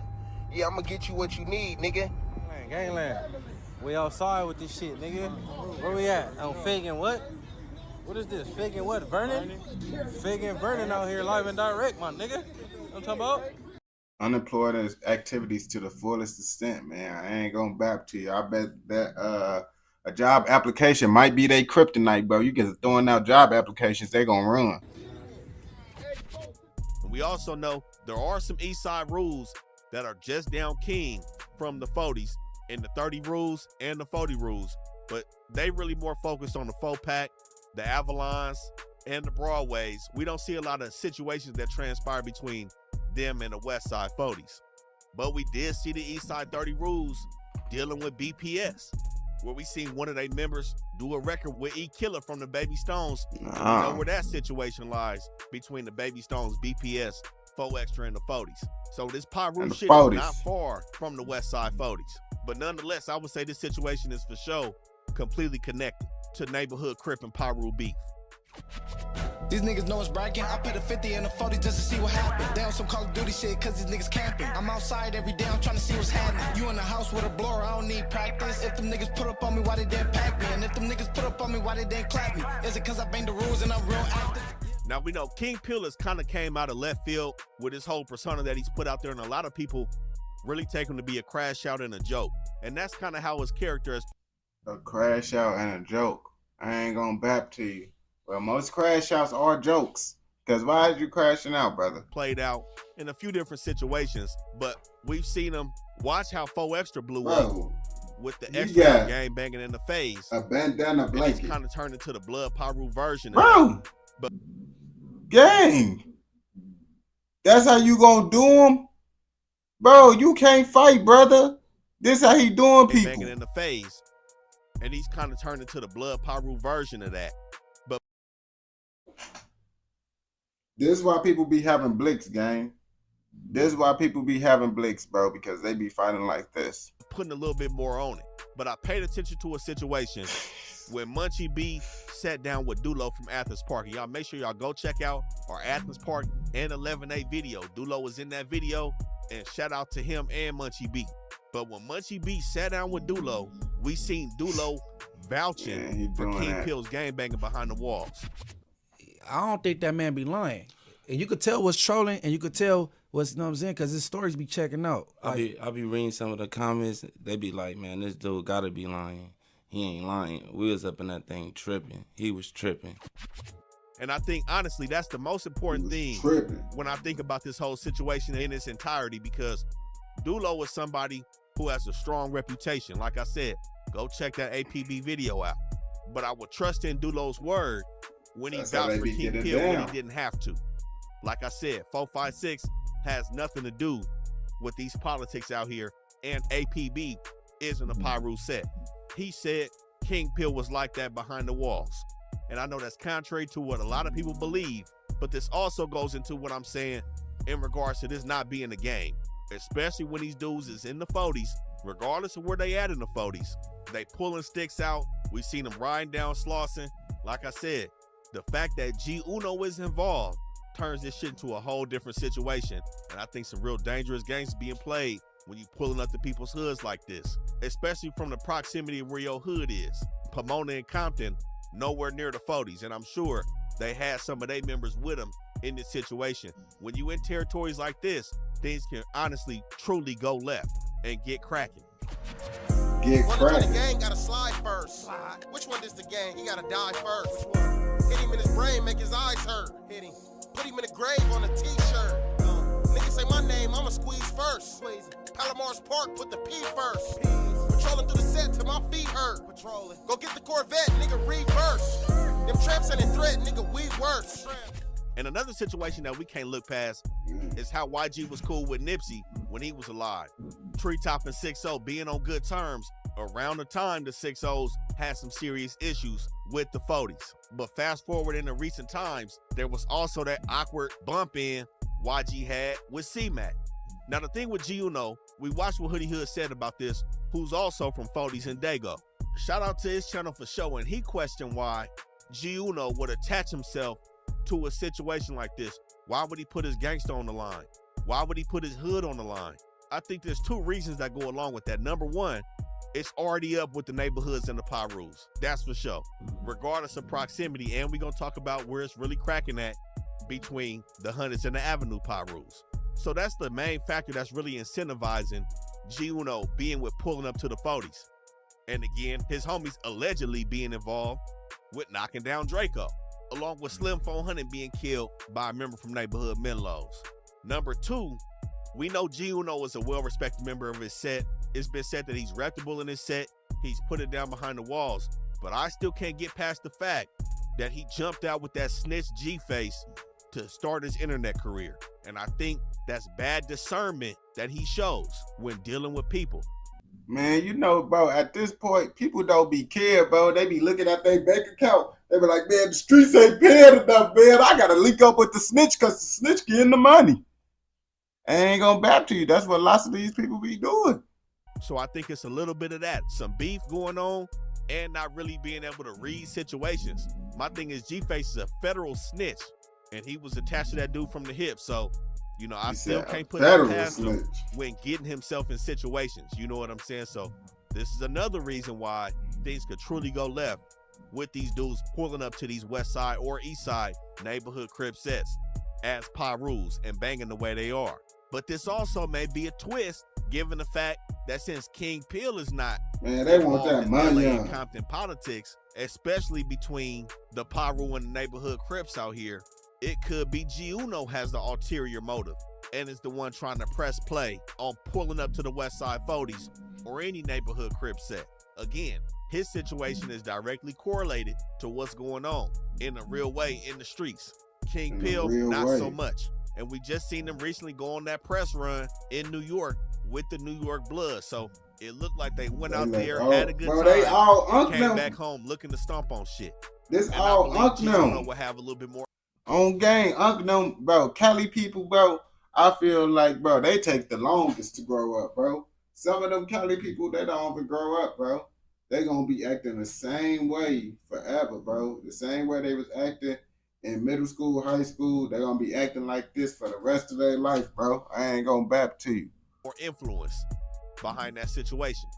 And then some people may ask about the Dodie 6 situation, being on Kendrick album. Kendrick, of course, having affiliations with the Westside Pyrus. Now we see Hitter J3 kind of make a statement about that shit when Dodie from 40s was crashing out and he said whatever he said about Kendrick. Hitter said he tried to reach out, but he eventually just said, fuck Dodie. He ain't got nothing for him because of what he said about his homie. So like I said, more attention with the neighborhoods of the Pyrus, and that's the situation directly correlating with the 40s and the Westside Pyrus. Now, for sure, that's some music shit, you know what I'm saying? I highly doubt it's on any gangbanging shit, but as we know, dealing with gang members, things can really turn into some gangbanging shit real quick.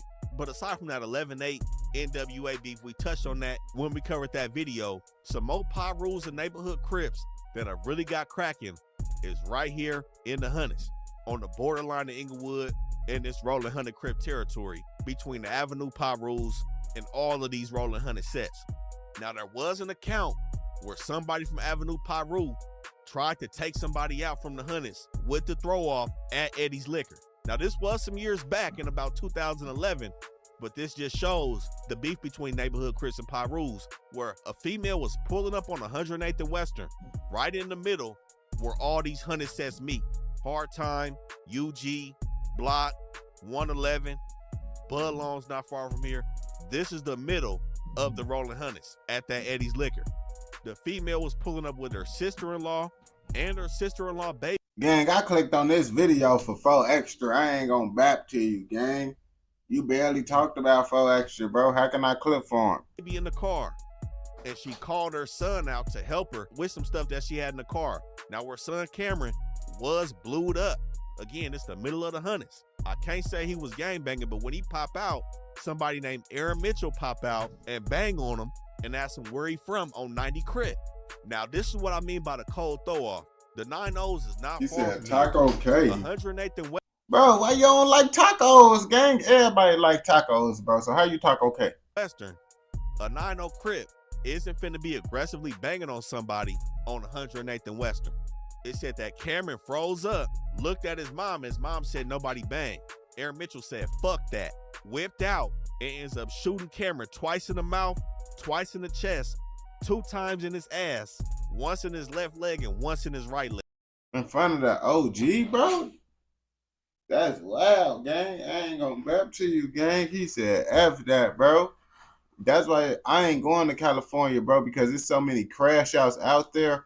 And it's like, I've been to Cali, but I feel like it ain't worth going there again, you feel me, just because I can't have my blick. I'd rather just go to Vegas or something, because at least I can have my blick out there. There's too many crash outs in California for you to not have your blick. But honestly, I'm not going to California no more. Anyway, you see what's going on out there? It's too much wildfires, riots, gang banging.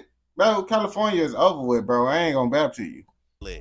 Again, somebody from 9-0 is not finna be doing that on 108th and Western unless somebody is really out of bounds at the liquor store, Hey, y'all which mess is with extremely tacos. unlikely. The crazy part is Cameron ended up surviving this situation. Of course, him and his mom point out Aaron Mitchell out of multiple lineups, and they did a physical lineup at MCJ. After that, they kicked Mitchell door in, found the hoodie that he was wearing that night, matched it up to the description, and he went down. Now, this dude had A&. I ain't gonna lie, he was gonna go down regardless, because the mama, even if the kid didn't snitch, the mama was gonna snitch for sure. So either way, you was gonna go down. The P tatted on him for Avenue Pyru, and he testified that he was actually on 104th and Crenshaw at the time of this murder. That's right on the borderline of Crenshaw Mafia and Avenue Pyru. But like I said, he tried to hit somebody from the Hunnids with the throw-off, being from Pyru, and try to take some shit out. And this is the scope of what's going on between the Pyrus and the neighborhood Crips. So this is why the situation between King Peel and G Uno could really turn up. the real street implications behind this shit. And we also seen dudes from 40s hitting up in Mob Piru. The city's not that big, that's what y'all gotta know. And we seen some members from Mob Piru kicking it with the 5-1 Troubles. Now we know the 5-1s are direct main enemies of the West Side 40s, so it's a lot of underlying shit that's going on. Them now, do I see still a bunch of tweaking. people sliding down the 110 to the 105 looking for dudes from Compton Piru or vice versa, other than King Pill and G Uno? I highly doubt it. I highly doubt 4 Extra is finna be doing any sliding. You know, I think he's just trying to stay out at this point and not get himself involved in this shit. And honestly, I think this is really why he's not interested in catching the fade. We see Adam say if it was somebody from Inglewood, he wouldn't want to line this fade up. But again, we just laid out the Piru still beef with the 40s. It's still real gang implications behind this shit. And some dudes from 40s or 30s that's still affiliated with the Stink Team will probably be at that boxing match. It's a no-go. It's not going to happen. And it smelled like a setup on King Pill part. He already know. I'm sure niggas be talking. But none. Oh, gang. Why would 4 Extra link up with an op to fight? Like, this ain't no jail, bro, gang. Like, we inside the free world now, bro. I'm not finna fight no op, bro. That's over with, bro. These hands is for jail or someone that's not an op, bro. Op get belt. You gotta get belt or just leave me alone, bro. That's what he probably thinking right now, because it do sound like a backdoor setup, bro. Why would he do that, bro? We don't condone nothing in this educational, informational documentary. If you watch this all the way through, I know you messing with another one. Don't forget, like, comment, subscribe, turn on post notifications so you never miss out on any educational, informational documentaries like this. And why can't you sub? I don't know, bro. I honestly don't even know how it works. Honestly, bro.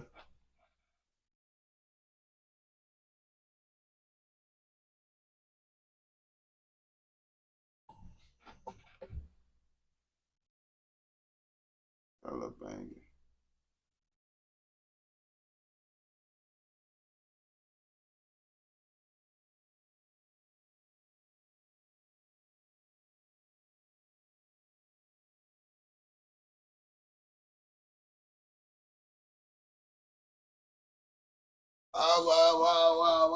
Whoa. Yeah, it's 1 o'clock. We gotta get to editing these videos.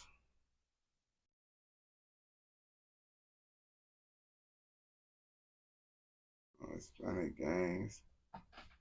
That's why I'm finna go make these TikToks right now. That's why I'm finna hop off live to do. I just did a little 3-banger today. You feel me?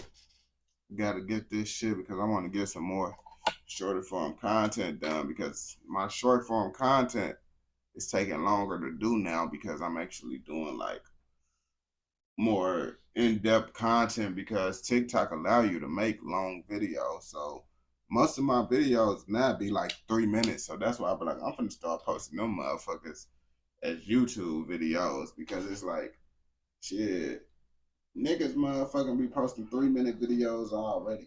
So I'm like, shit, I'm just gonna post them 3-minute shorts, this long form shit, and just be doing that shit as well. I'm like, shit, I'm spending all this time making this shit. But yeah, nah, I want to do some shit. I'm finna try some different shit today, so y'all gonna see these reactions. I always gonna get the reactions out, but I'm finna try to do some different content on YouTube today. You feel me? Just, you know, just more making my own shit type shit. See how that shit go.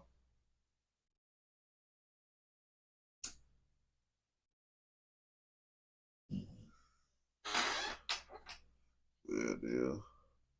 But yeah, I appreciate everyone that tuned into the live stream, man. Y'all the real goats on the game. You already know. If I don't hop on live later today, I'm gonna be on live tomorrow with it.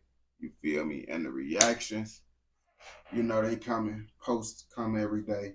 I don't miss a day of posting. So you know, posting coming every day, man. Appreciate y'all. Y'all be smooth and enjoy the rest of y'all day or afternoon, because I know it's late in the UK, my brothers. Y'all be